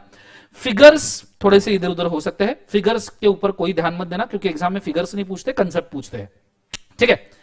एक बंदा था सोलोमन, इसको कराटे का बड़ा शौक था। लेट्स अज्यूम कराटे का बड़ा शौक था। कराटे का शौक था तो ये कराटे के हिसाब से शूज वगैरह बनाता था। एवी स्टोरी, अब कराटे के हिसाब से कोई शूज नहीं बनाता बोलना, एवी पहले जा रहे जिंदगी में, स्टोरी ले लो जिंदगी में, ठीक है? ये शूज वगैरह मैन्युफैक्चर करता था और इसका शू मैन्युफैक्चरिंग का बिजनेस था। शू, शू क्या मैन्युफैक्चरिंग का बिजनेस था? शू। तो इसका शू, शुशु नहीं नालायक, शुशु की बात नहीं। कैसे लोगों जिंदगी में, कोई किसी ने लिखा ना कमेंट के अंदर शुशु मारूंगा जिंदगी में, याद रखना। सो इसका शू, शू मतलब पैर में पहनने वाले शूज। सो इसका शू मैन्युफैक्चरिंग का बिजनेस था, जब सोलोमन का शू मैन्युफैक्चरिंग का बिजनेस था तो ये बिजनेस बहुत बढ़ने लगा। ऐसे शू बनाता था कि लोग पहने, बाकी सब फट जाएगा पर शू नहीं फटेगा, ऐसा ऐसे शू बनाता था। भागते भागते फट जाएगी पर शू नहीं फटेगा। कंसेप्ट समझ में आ रहा था? ऐसा पैंट फट जाएगी, बोल रहा हूं पैंट, नालायक को पैंट फट जाएगी, ठीक है, पर शू नहीं फटेगा। ऐसा बिजनेस था सोलोमन का। फिर जब सोलोमन को ये लगा यार ये बिजनेस बहुत बड़ा हो रहा है, इसको मैं कंट्रोल नहीं कर पा रहा हूं, तो सोलोमन ने क्या किया, ये बिजनेस को सोलोमन ने एक कंपनी के नाम पे ट्रांसफर कर दिया। शू मैन्युफैक्चरिंग का बिजनेस, शू मैन्युफैक्चरिंग का बिजनेस सोलोमन एंड कंपनी को ट्रांसफर किया। बदले में अब कंपनी तो सेपरेट लीगल एंटिटी है, कंपनी तो सेपरेट पर्सन है। जैसे आपका बिजनेस आपके दोस्त को बेच सकते हो। मैं हूं, मैंने मेरा बिजनेस विजय सर को बेच दिया। विजय सर मालूम है सबको? विजय सर मस्त एकदम टैक्स जैसे सब्जेक्ट जैसा विजय सर है, एकदम बड़े ऐसा ना। विजय सर को मैंने शू का बिजनेस बेच दिया, विजय सर को बेच दिया। वैसे ही मैं सोलोमन का, मेरा शू का बिजनेस, अगर मैं सोलोमन हूं तो मेरा शू का बिजनेस में मेरे कंपनी को भी बेच सकता हूं, क्योंकि विजय सर का आइडेंटिटी है तो कंपनी का भी तो आइडेंटिटी है। शू बिजनेस बेच दिया, बदले में कंपनी से कंसिडरेशन लिया। बदले में कंपनी से क्या लिया? कंसिडरेशन। अब ये ब्रिटिशर्स के जमाने का केस लॉ है, इसलिए सब पाउंड में दिया है। Pound is a currency for the Britishers, ठीक है। डॉलर, दिनार, दिरहम, वैसे ब्रिटिशर्स का है पाउंड। सोलोमन को कंपनी की तरफ से कैश आया पाउंड 9,000। सोलोमन को कंपनी की तरफ से 20,000 पाउंड के शेयर्स आए, और सोलोमन को कंपनी की तरफ से 10,000 पाउंड के डिबेंचर्स आए। फिगर मैंने थोड़े से राउंड अप किए हैं, कुछ एब्रप्ट फिगर्स भी हो सकते हैं, टेंशन लेने की जरूरत नहीं है। 9,000 पाउंड का कैश आया, 20,000 पाउंड के शेयर्स आए और डिबेंचर्स आए 10,000 पाउंड के। टोटल 39,000 पाउंड का कंसिडरेशन था। पहले कैश आया, फिर भैया सर्टिफिकेट आया, शेयर सर्टिफिकेट, और फिर भैया क्या आया? तो आपके डिबेंचर सर्टिफिकेट्स आए। अब कंपनी अच्छे से चलने लगी, लेकिन कुछ दिनों बाद सोलोमन को मैनेजमेंट नहीं जमा, इसीलिए। और अब जब शेयर मिले तो कंपनी में एटलीस्ट 2 मेंबर्स तो लगते थे उस वक्त। अभी तो ओपीसी बन जाता है, 1 पर्सन कंपनी, पर उस वक्त ओपीसी का कंसेप्ट नहीं था, तो वहां कंपनी में कम से कम 2 मेंबर लगते थे। तो सोलोमन ने जो 20,000 शेयर्स लिए ना कंपनी से, वो 20,000 शेयर में से खुद की जो वाइफ थी, वाइफ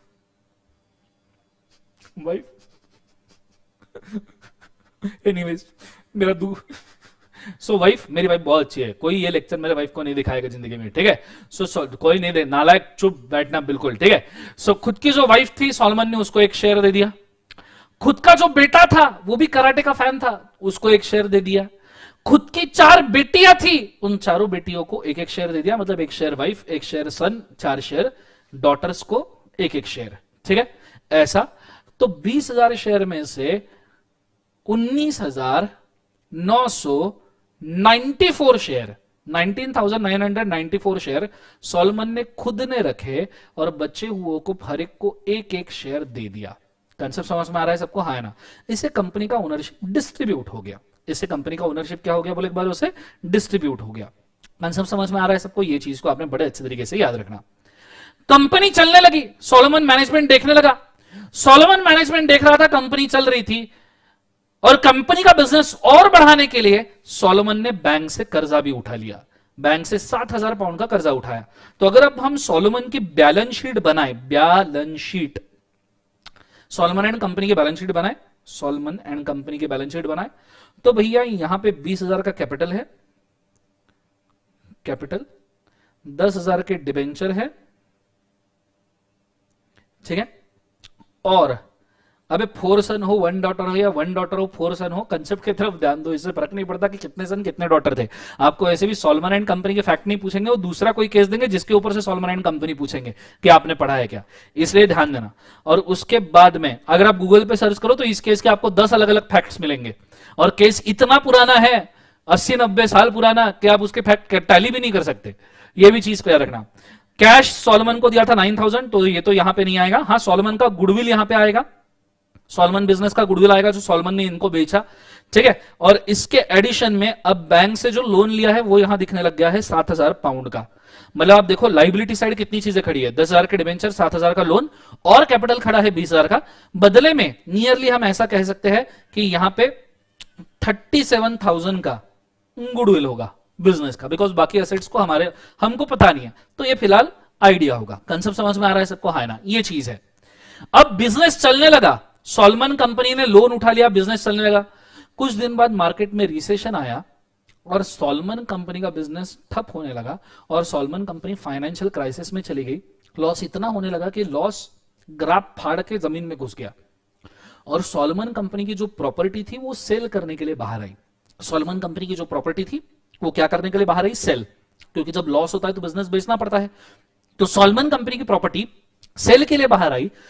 जब सॉलमन कंपनी की प्रॉपर्टी सेल के लिए बाहर आई तो सॉलमन के बैलेंस शीट में, अगर आपको याद होगा, तो दो क्रेडिटर खड़े थे।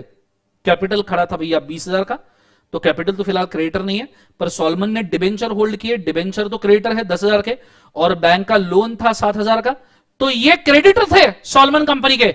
दो क्रेडिटर यहां पे खड़े हुए और सॉलमन कंपनी को इस प्रॉपर्टी को बेच के मिले तो सिर्फ 6,000 पाउंड मिले। अब आप सोचो 6,000 पाउंड मिले और डिस्ट्रीब्यूट करने हैं 6,000 पाउंड को सॉलमन के 10,000 डिबेंचर्स में और बैंक के 7,000 पाउंड के लोन में। हालांकि सॉलमन कंपनी की तरफ से, सॉलमन कंपनी के पास कितने पाउंड है?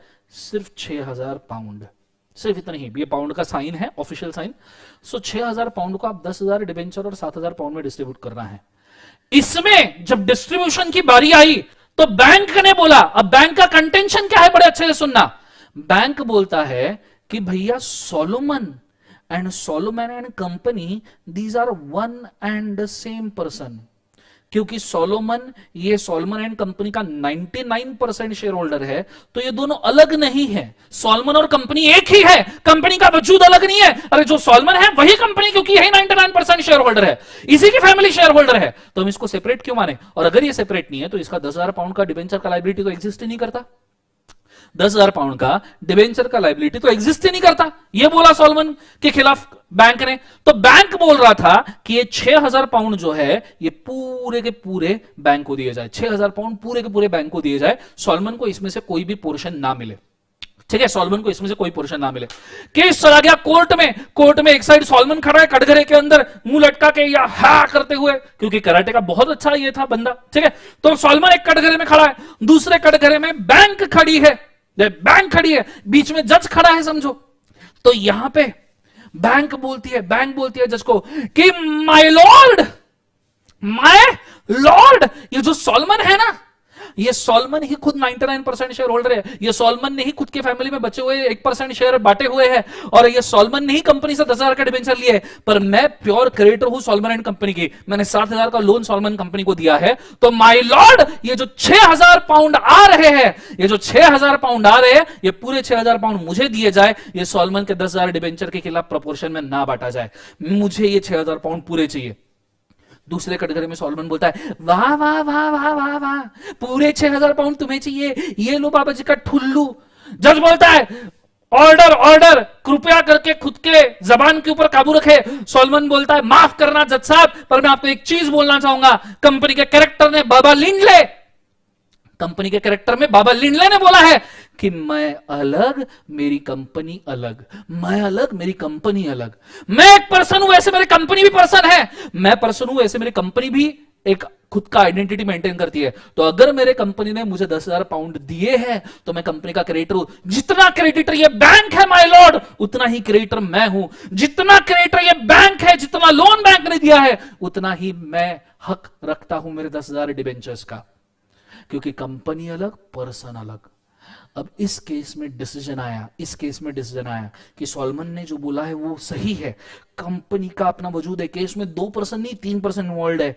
कंपनी एक पर्सन है, सॉलमन दूसरा पर्सन है, और बैंक तीसरा पर्सन है। और डिसीजन ये दिया गया माय लॉर्ड, ये दिया गया कि 6,000 पाउंड में से सॉलमन को 10,000 पाउंड का पोर्शन मिलेगा। कुछ कुछ केसेस में तो ये बोला है कि Solomon is a priority debtor creditor, तो उसको पूरे 6,000 पाउंड दे दिए जाए। कुछ फैक्ट्स में ये भी बोला है, पर मेरा कहना सिर्फ ये है कि कंसेप्ट इतना है कि सॉलमन अलग, कंपनी अलग। कंसेप्ट समझ में आ रहा है? और नीचे टोटल हम डिवाइड करेंगे 17,000 से। इधर बैंक को कितना मिलेगा, तो 6,000 pound multiplied by 7,000 pound divided by 17,000 pound, ये दोनों का प्रोपोर्शन बनेगा, दोनों को पैसा इसी कदर मिलेगा। ये है Solomon versus Solomon and company वाला केस। आइडिया क्लियर है मैं क्या कह रहा हूँ? ये चीज़ को बड़े अच्छे तरीके से ध्यान देना। अगर समझ में आया तो लाइक ठोकिए और नीचे कमेंट में बताइए कि आपको समझ में आया कि नहीं। ठीक है, गो for it fast.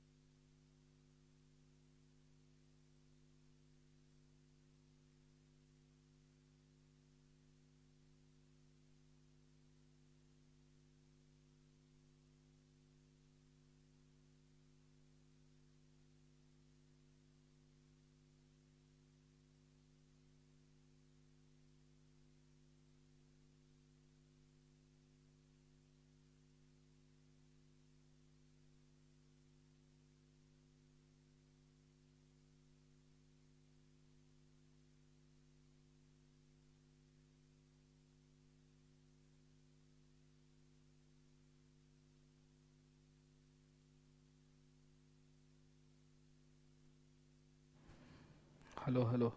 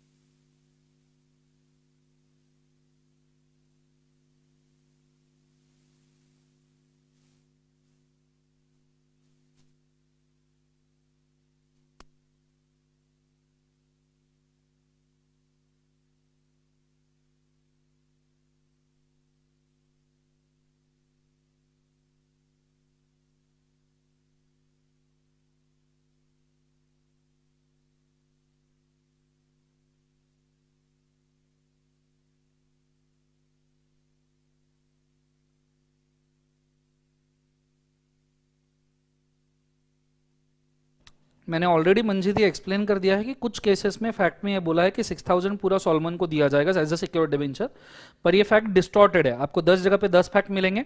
Manjeet concept ये याद रखना है कि सॉल्मन भी क्रेडिटर है। कंसेप्ट यह है सॉल्मन अलग कंपनी अलग। ये कंसेप्ट आप बनाए रखिए, फिर आप जिस भी तरीके से देना चाहते हो उनको पैसे दे सकते हो।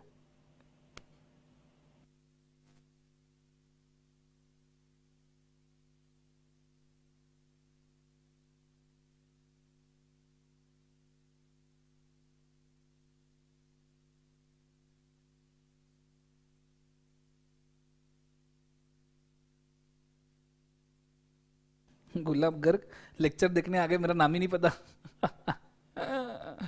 कोई नहीं, मेरा नाम है बेटा दर्शन खरे। मैं बहुत ही छोटा आदमी हूँ और मेरे को पढ़ाना बहुत पसंद है। चलो, लिखना हो गया सबका? तो मुझे बताइए फटाफट। मैं फिर डिसीजंस दिखाता हूँ, वो भी लिखने हैं आपको।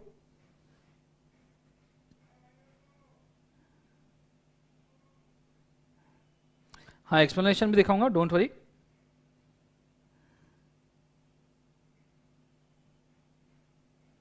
ये लिखना हो गया सबका? लिखना हो गया तो बताइए ज़रा कमेंट्स में।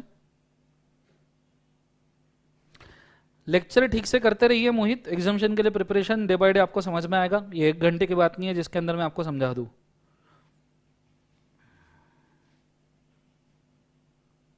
नहीं, पहले चार्ट ड्रॉ कर लो। एक्सप्लेनेशन क्या लिखने, I will tell you, don't worry.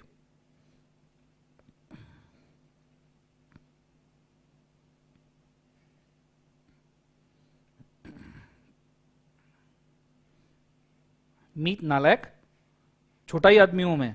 BMW मेरे घर वालों की है। राइटिंग प्रैक्टिस क्लास के अंदर होगी, जब समय आएगा तो मैं आपको जरूर बताऊंगा बेटा, डोंट वरी। मोहित सरदन, मेरे मार्क्स लॉ में कितने आए थे?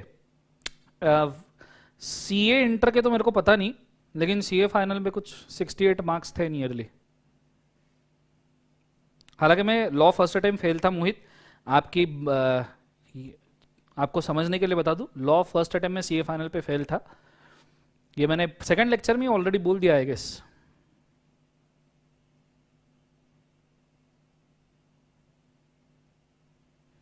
नालायक लोग हैं सब, तनुजा नालायक। गरीब आदमी हूं मैं, वो बंगलो भी मेरे घर वालों का है, मेरा नहीं है। मेरे को तो एक रूम दे दिया है बस रिकॉर्डिंग के लिए। बेटा ये आपको ऐसा नहीं लग रहा आज बहुत सारे बच्चे बहुत बड़े बड़े सवाल पूछ रहे हैं कि sir how to become a proper CA, how to get exemption in law? अभी स्टेप वन भी नहीं लिया है अपन ने। मतलब आपके दिमाग में ये सवाल है तो बहुत अच्छी चीज है, बट अभी अपन ने स्टेप वन भी नहीं लिया है। आप सिर्फ फिलहाल पढ़ाई के ऊपर कॉन्सेंट्रेट करो। How to become a very good chartered accountant, या आप आर्टिकलशिप के ड्यूरेशन में सोचना पूछा, अच्छी बात है, नॉट अ डाउट। बट फिलहाल व्हाट इज योर क्वेश्चन कि मैं ठीक से कैसे पढूं, मैं ठीक से मेहनत कैसे करूं? This should be appropriate question. और जिनका ऐसा सवाल है कि मैं ठीक से मेहनत कैसे करूं, तो मैं हूं। चलते रहो लेक्चर्स के साथ साथ, you will come to know. अपने आप मेहनत होती रहेगी। चैप्टर कैसे अपने आप याद हो गए, वैसे ही मेहनत अपने आप हो जाएगी, टेंशन लेने की जरूरत नहीं है। ठीक है,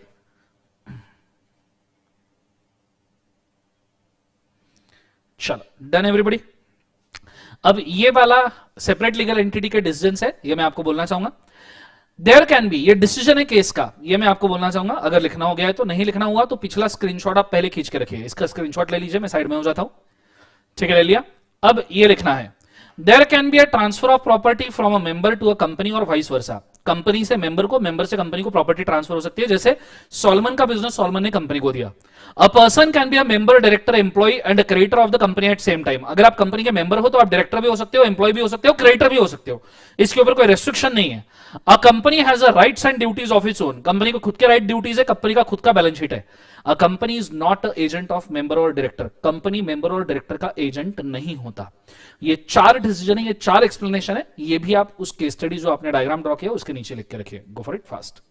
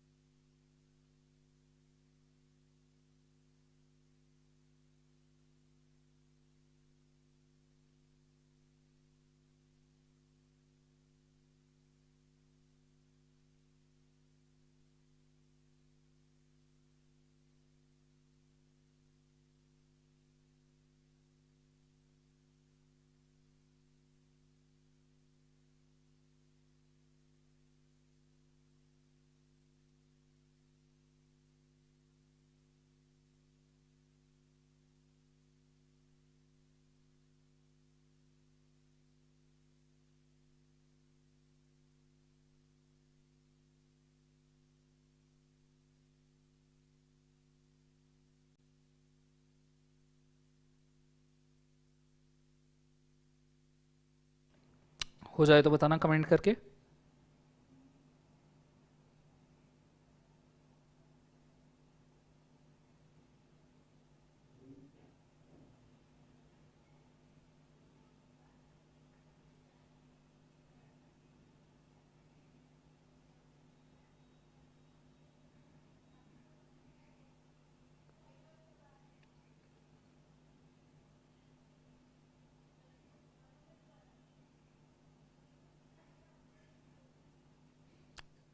चलो done everybody, I hope so हो गया होगा।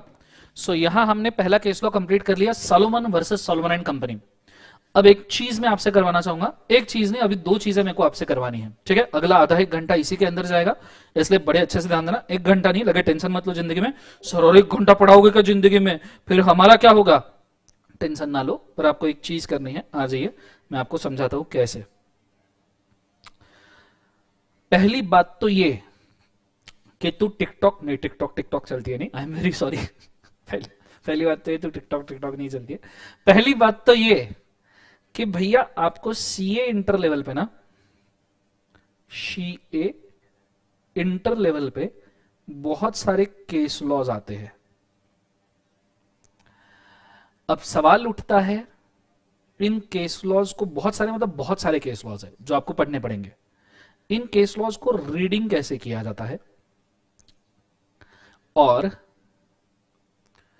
दूसरी बात ये कि इनको रिमेंबर कैसे करें। ये दो सबसे बड़े सवाल है। ठीक है, कमेंट्स ना करना, 2 मिनट के लिए ध्यान देना, बड़ी इंपॉर्टेंट चीज बोल रहा हूं, थोड़ा बैठ के बोलूंगा बिकॉज थोड़ी फुर्सत वाली चीज है। ठीक है, थोड़ा बैठ के बोलूंगा, आ जाइए, थोड़ी फुर्सत वाली चीज है, बड़े अच्छे से ध्यान देना। सबसे पहले तो रीड करना। मैंने यहां पे आपको एक केस लॉ दिखाया,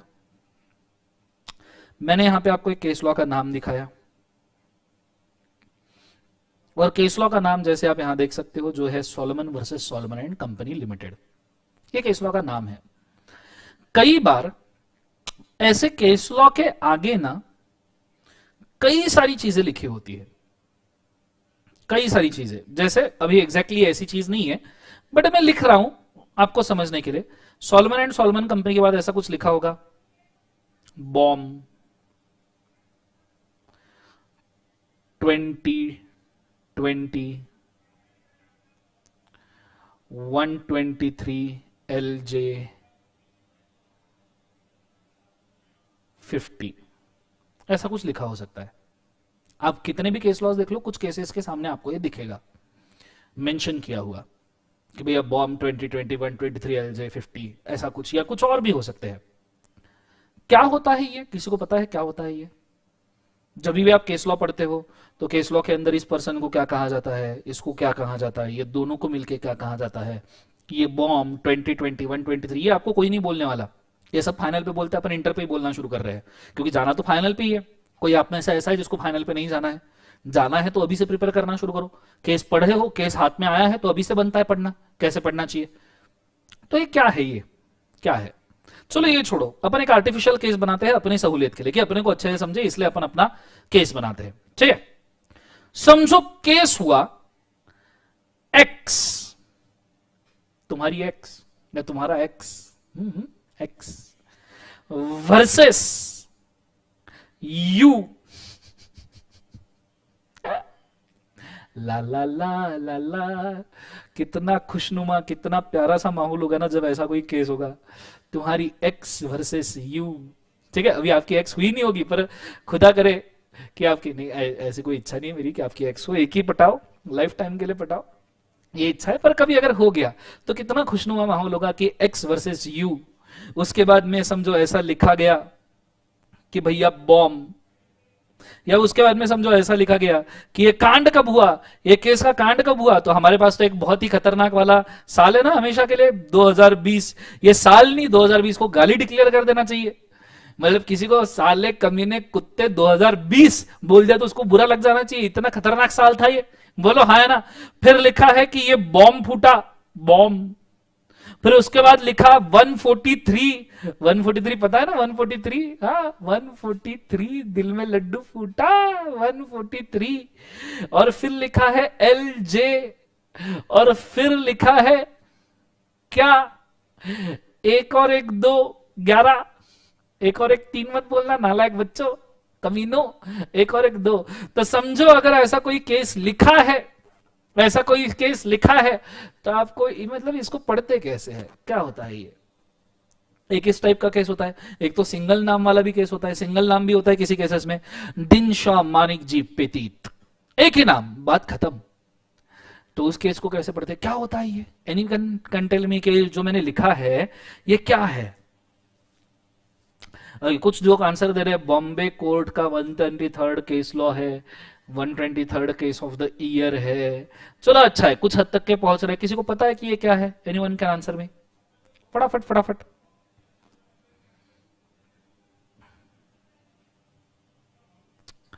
ओके चलो आ जाओ, अब मैं इसको आपको समझाता हूं कि इनका मतलब क्या होता है। Let's go. किसी ने आपको बताया नहीं होगा but let's understand how to read the case law. Case law कैसे रीड किया जाता है? अब पहला पर्सन जो होता है, जो नाम पहले आता है, उस पर्सन को कहा जाता है कलर चेंज करता हूं थोड़ा सा, क्योंकि कैसे आपका और आपके एक्स का रिलेशन है, थोड़े कलर तो चेंज होनी चाहिए ना लाइफ में। सो पहला पर्सन जो होता है, कलर चेंज ही नहीं हुआ, देखो मतलब लाइफ भी कितनी बुरी है, कलर भी चेंज करने को रेडी नहीं है तुम और तुम्हारे एक्स के केस में। पहला पर्सन जो होता है, जो केस करता है, उसे कहा जाता है पिटिशनर। पिटिशनर, जिसने पिटिशन किया कि भैया इस बंदे ने मेरे को धोखा दिया है, इस बंदे ने मेरे को धोखा दिया है, ठीक है, मुझे छोड़कर जो तुम जाओगे बड़ा पछताओगे, बड़ा पछताओगे, ठीक है। ये लड़की की तरफ से, और लड़की की तरफ से, ठुकरा के मेरा प्यार मेरा इंतकाम देखेगी, बोलो हाँ है ना। सो एक्स इज अ पिटिशनर, जिसने आपके ऊपर केस किया है, मुझे छोड़कर जो तुम जाओगे, या ठुकरा के मेरा प्यार, कौन ठुकराया, तुमने ठुकराया, ठीक है, तो तुम हो गए डिफेंडेंट।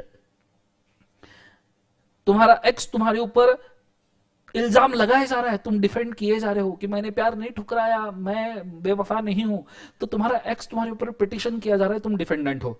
तुम दोनों को मिलके बोला जाता है कपल, नहीं नालायक, कपल नहीं बोला जाता है, कपल बोले, कपल नहीं बोला जाता है, तुम दोनों को मिलकर बोला जाता है प्लेंटिफ्स।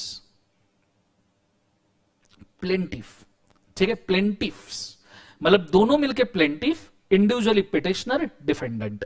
अब वर्सेस का मीनिंग मेरे से मत पूछना, बहुत मार खाओगे जिंदगी के अंदर, वर्सेस का कोई मीनिंग नहीं होता लाइफ में, ठीक है। तो वर्सेस इज वर्सेस, ठीक है, जैसे आप वर्सेस आपका एक्स, या उसका एक्स वर्सेस उसका वाई, कंसेप्ट समझ में आ रहा है सबको, हाँ ना, ये है पिटिशनर डिफेंडेंट।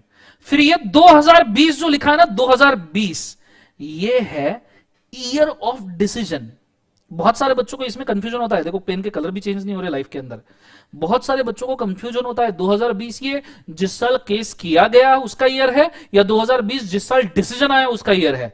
तो 2020 is a year of decision, जिस साल डिसीजन आया उसका ईयर ये होता है, जिस साल कोर्ट ने डिसीजन दिया इस केस के खिलाफ। तुम्हारा एक्स और तुम्हारे वाई का केस 4 साल से चल रहा था, 2016 से 2020 में कोर्ट ने डिसीजन दिया कि बोले ये कुछ चल नहीं रहा, इसको मिटाओ पहले, this is year of decision.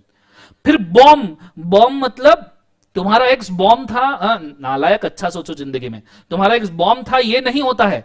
Bomb का मतलब होता है, बड़े अच्छे तरीके से ध्यान देना, बॉम्ब, ऐसे आपको बहुत सारे वर्ड दिखेंगे बॉम्ब जैसे।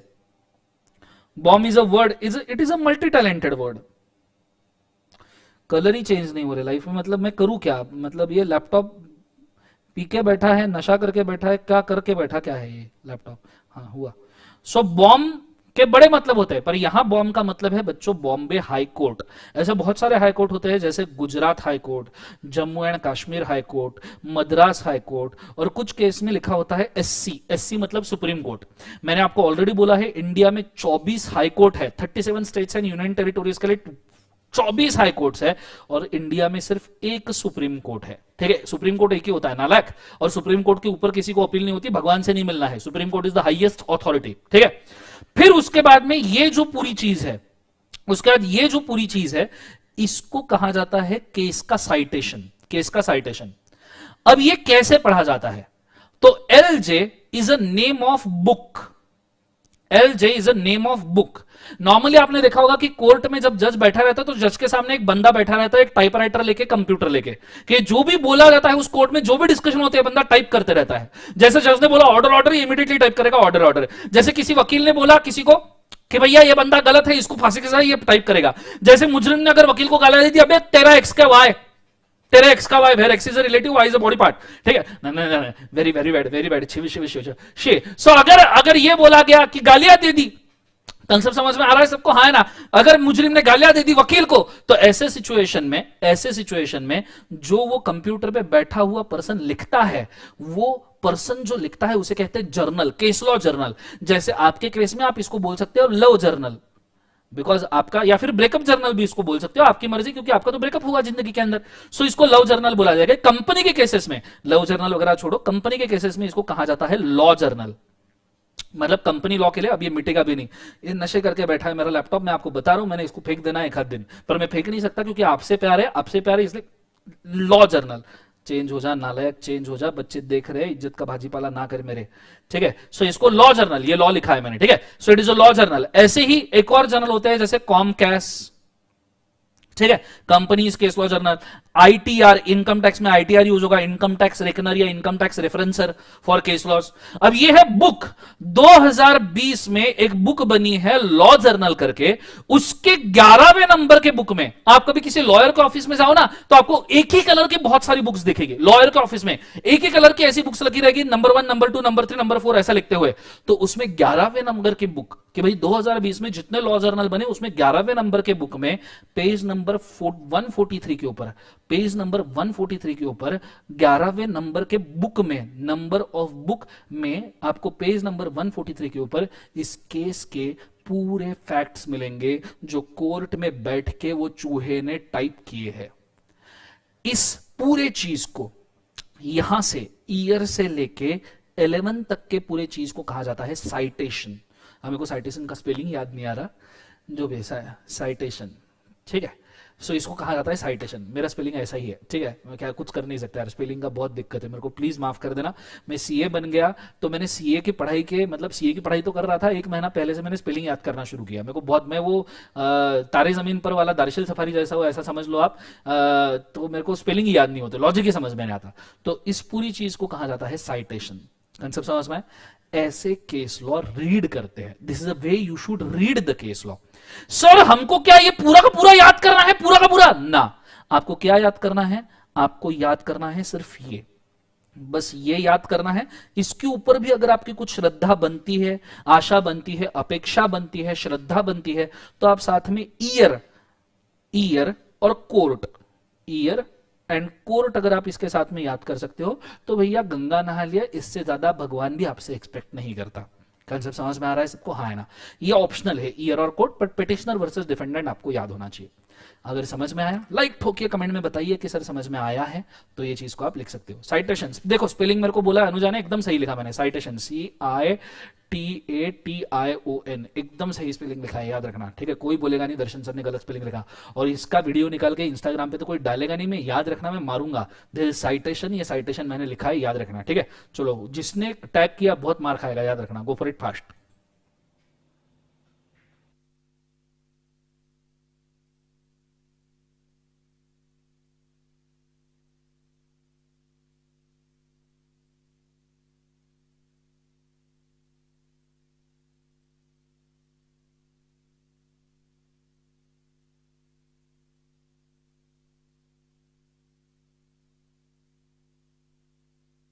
सो गए क्या सब लोग? कोई कमेंट ही नहीं कर रहा है जिंदगी में? जो केस करता है तनुजा वो पिटिशनर है। जैसे एक्स ने आपके ऊपर केस किया, एक्स इज पिटिशनर, और आप उसके खिलाफ जवाब दे रहे हो तो यू आर डिफेंडेंट।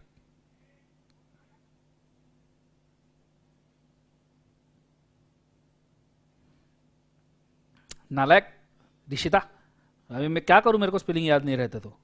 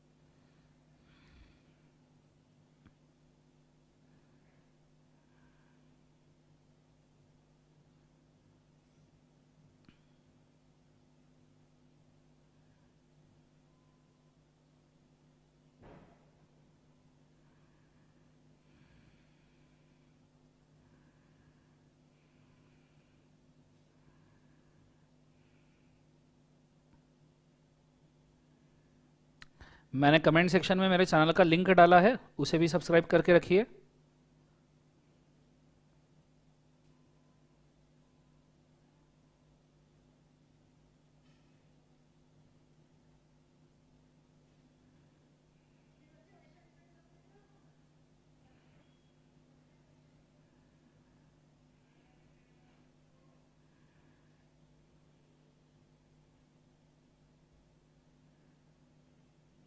कल पावर कट था हर्ष बेटा, दैट्स वाई नहीं था, मैंने वीडियो डाला भी तो था।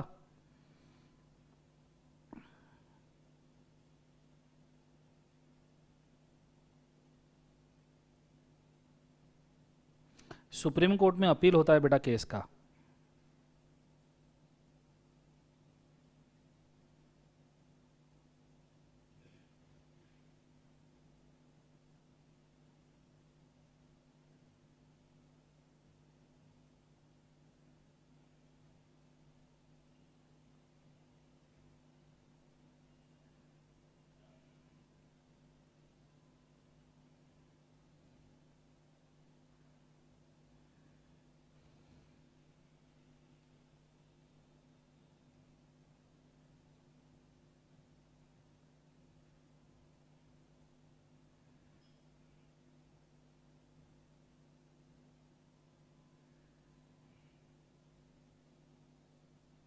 लिखना होने के बाद बताना प्लीज बच्चों।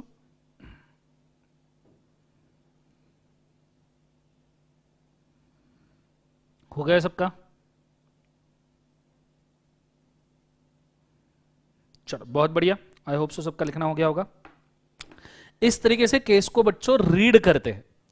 अब सवाल उठता है सर केस को रीड तो कर लिया, याद कैसे करें? सर ये कैसे होगा जिंदगी में, इसमें भी थोड़ी कुछ मदद कर दो सर, प्लीज हेल्प कर दो सर, हमारे लिए, हमारे बच्चों के लिए हेल्प कर दो सर, हमारी बीवी के लिए हेल्प कर दो सर, हमारी पुश्तों के लिए हेल्प कर दो सर। एक कंसेप्ट पढ़ा दोगे आप तो हमारी पुश्तों में हेल्प हो जाएगी, होगी ना पुश्तों में, आप कमाओगे तो आपके पुश्तों में भी काम में आएगा, बराबर है? बोलो हाँ है ना? बीवी बच्चों को भी काम में आएगा। तो सुनना, अभी ना अपन एक टेबल बनाएंगे, जैसे हम कहेंगे case law table, case law table, और पूरे लॉ में हम जितने केसेस पढ़ेंगे इस टेबल में हम लिखेंगे। अच्छा ये टेबल कहां बनाना है? एंड ऑफ बुक में। एंड ऑफ बुक में ना, एंड ऑफ बुक याद है? एंड ऑफ बुक आपका रजिस्टर का एंड, जहां पे आप सिग्नेचर ट्राई करते हो कि सीए बनने के बाद ना मैं ऐसी साइन मारूंगा, और हर एक साइन का ना मैं लाख लाख रुपए लूंगा, 100 साइन मारूंगा 1 करोड़ लूंगा, 1000 साइन मारूंगा 10 करोड़ लूंगा, 10,000 साइन मारूंगा 100 करोड़ लूंगा।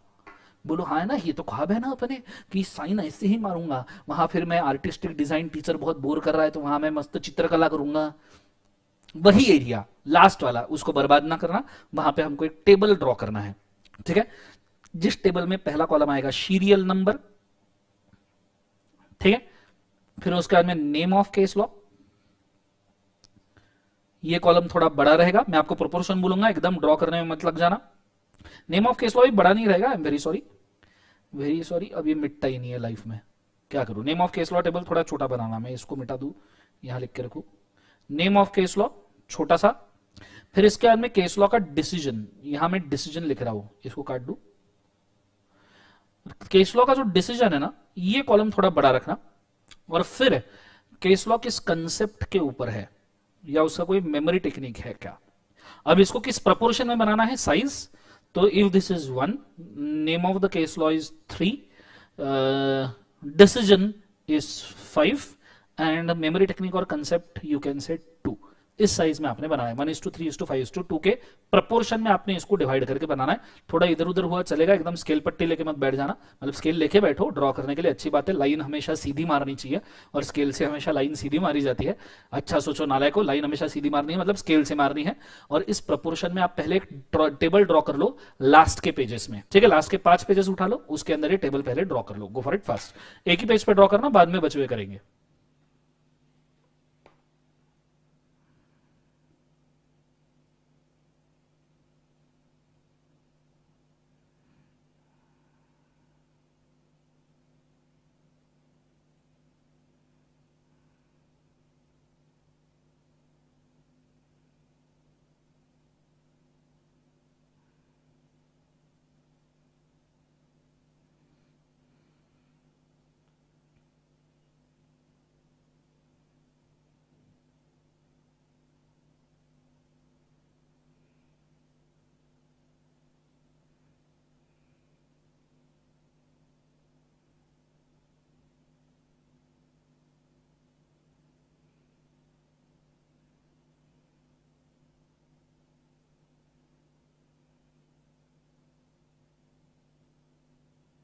रूल्स हम प्रीवियस इसमें भी करवाए थे, और केस लॉज भी हमने प्रीवियस लेक्चर्स में करवाए थे बेटा शुभम, ठीक है? ये चीज को आपने याद रखना। लेकिन रूल्स ऐसे मैंने डिक्टेट करके नहीं किए थे कि रूल पढ़ा रहा हूं, पर रूल भी हमने पढ़ाए थे लास्ट लेक्चर्स में शुभम, तो यहाँ पे हम वापस से रूल पढ़ेंगे, इस बार सिर्फ नंबर बोलूंगा। और केस लॉ तो हमने लास्ट लेक्चर में कई सारे किए थे, आपके बुक में भी होंगे, रजिस्टर खोल के देखिए जरा।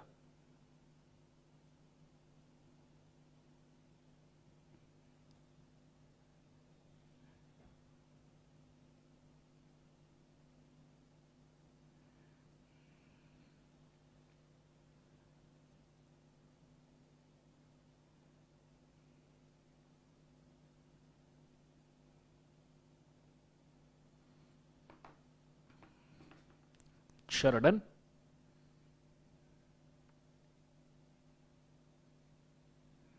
हो गया सबका? ड्रॉ कर लिया सबने? हो जाए तो मुझे बोलना, फिर मैं आपको बताऊंगा कि किस तरीके से आपको लिखना है।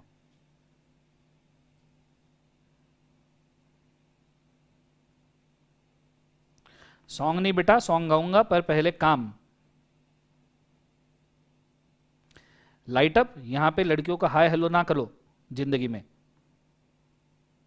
पढ़ाई के लिए बैठे अपन यहां पे, यहीं पे हेलो शुरू कर दिया लाइट अप ने, नालायक। चलो डन एवरीबॉडी।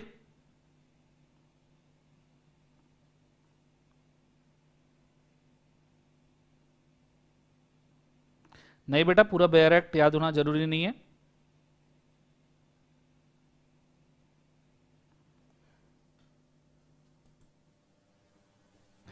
यहाँ हेलो मत करो रे, पढ़ाई कर रहे हैं अपन जिंदगी में, कुछ तो रखो शर्म जिंदगी में, टीचर है सामने तुम्हारे।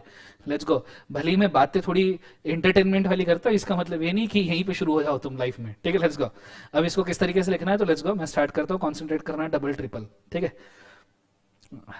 लाइट अप हो गया आई गेस।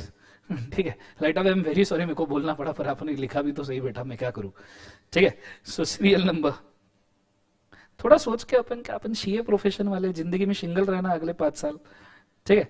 और सिंगल ही रहना, याद रखना। अगर सीए जल्दी बनना है तो एक तो सिंगल रहना, या ऐसा या ऐसी वाली ढूंढो जो तुम्हारे साथ मिलके रैंक लाए, ठीक है। ये चीज को याद रखना। मैं इसका एक किस्सा भी बताऊंगा आपको बाद में, फिलहाल अपन का ध्यान देते हैं पढ़ाई पे। सीरियल नंबर 1, केस लॉ के नाम के अंदर मैं लिखूंगा यहाँ पे सोलोमन वर्सेस सोलोमन।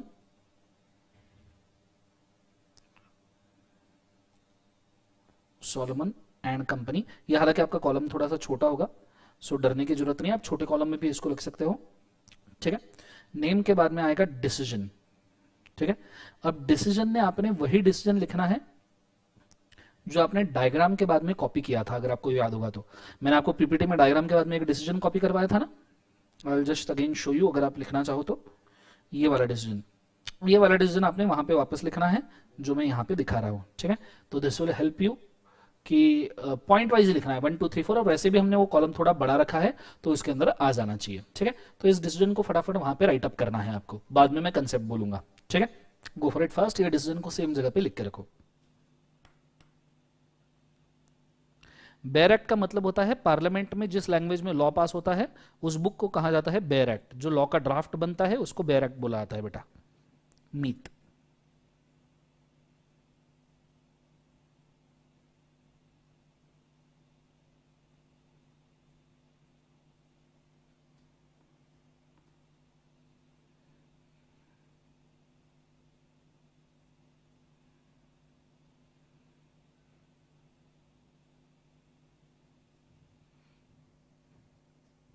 शरडन,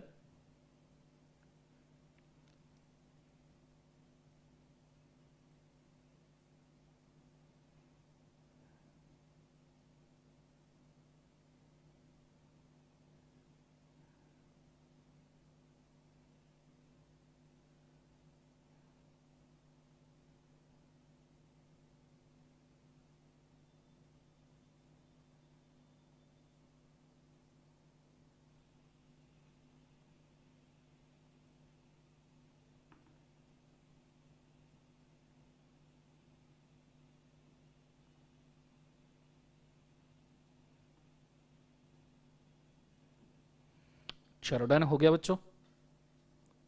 लिखना हो गया? हो गया तो डन करके बताइए कमेंट्स के अंदर।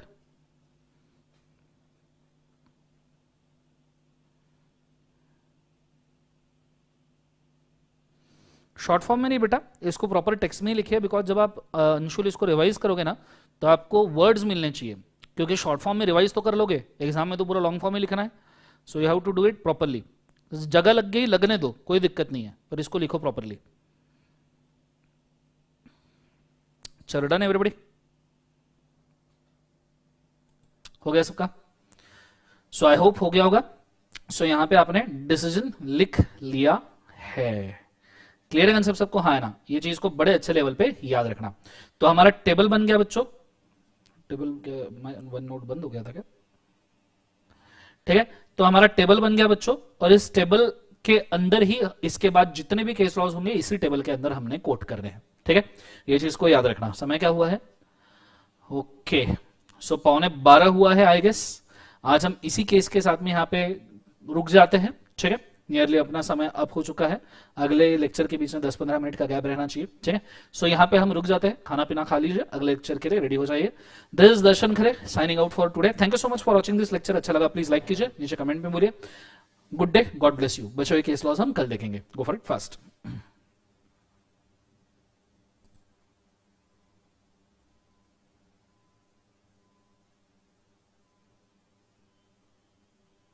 अच्छा सॉरी, कंसेप्ट में क्या लिखना रह गया? मेरी सॉरी, मैं भूल गया। Very sorry.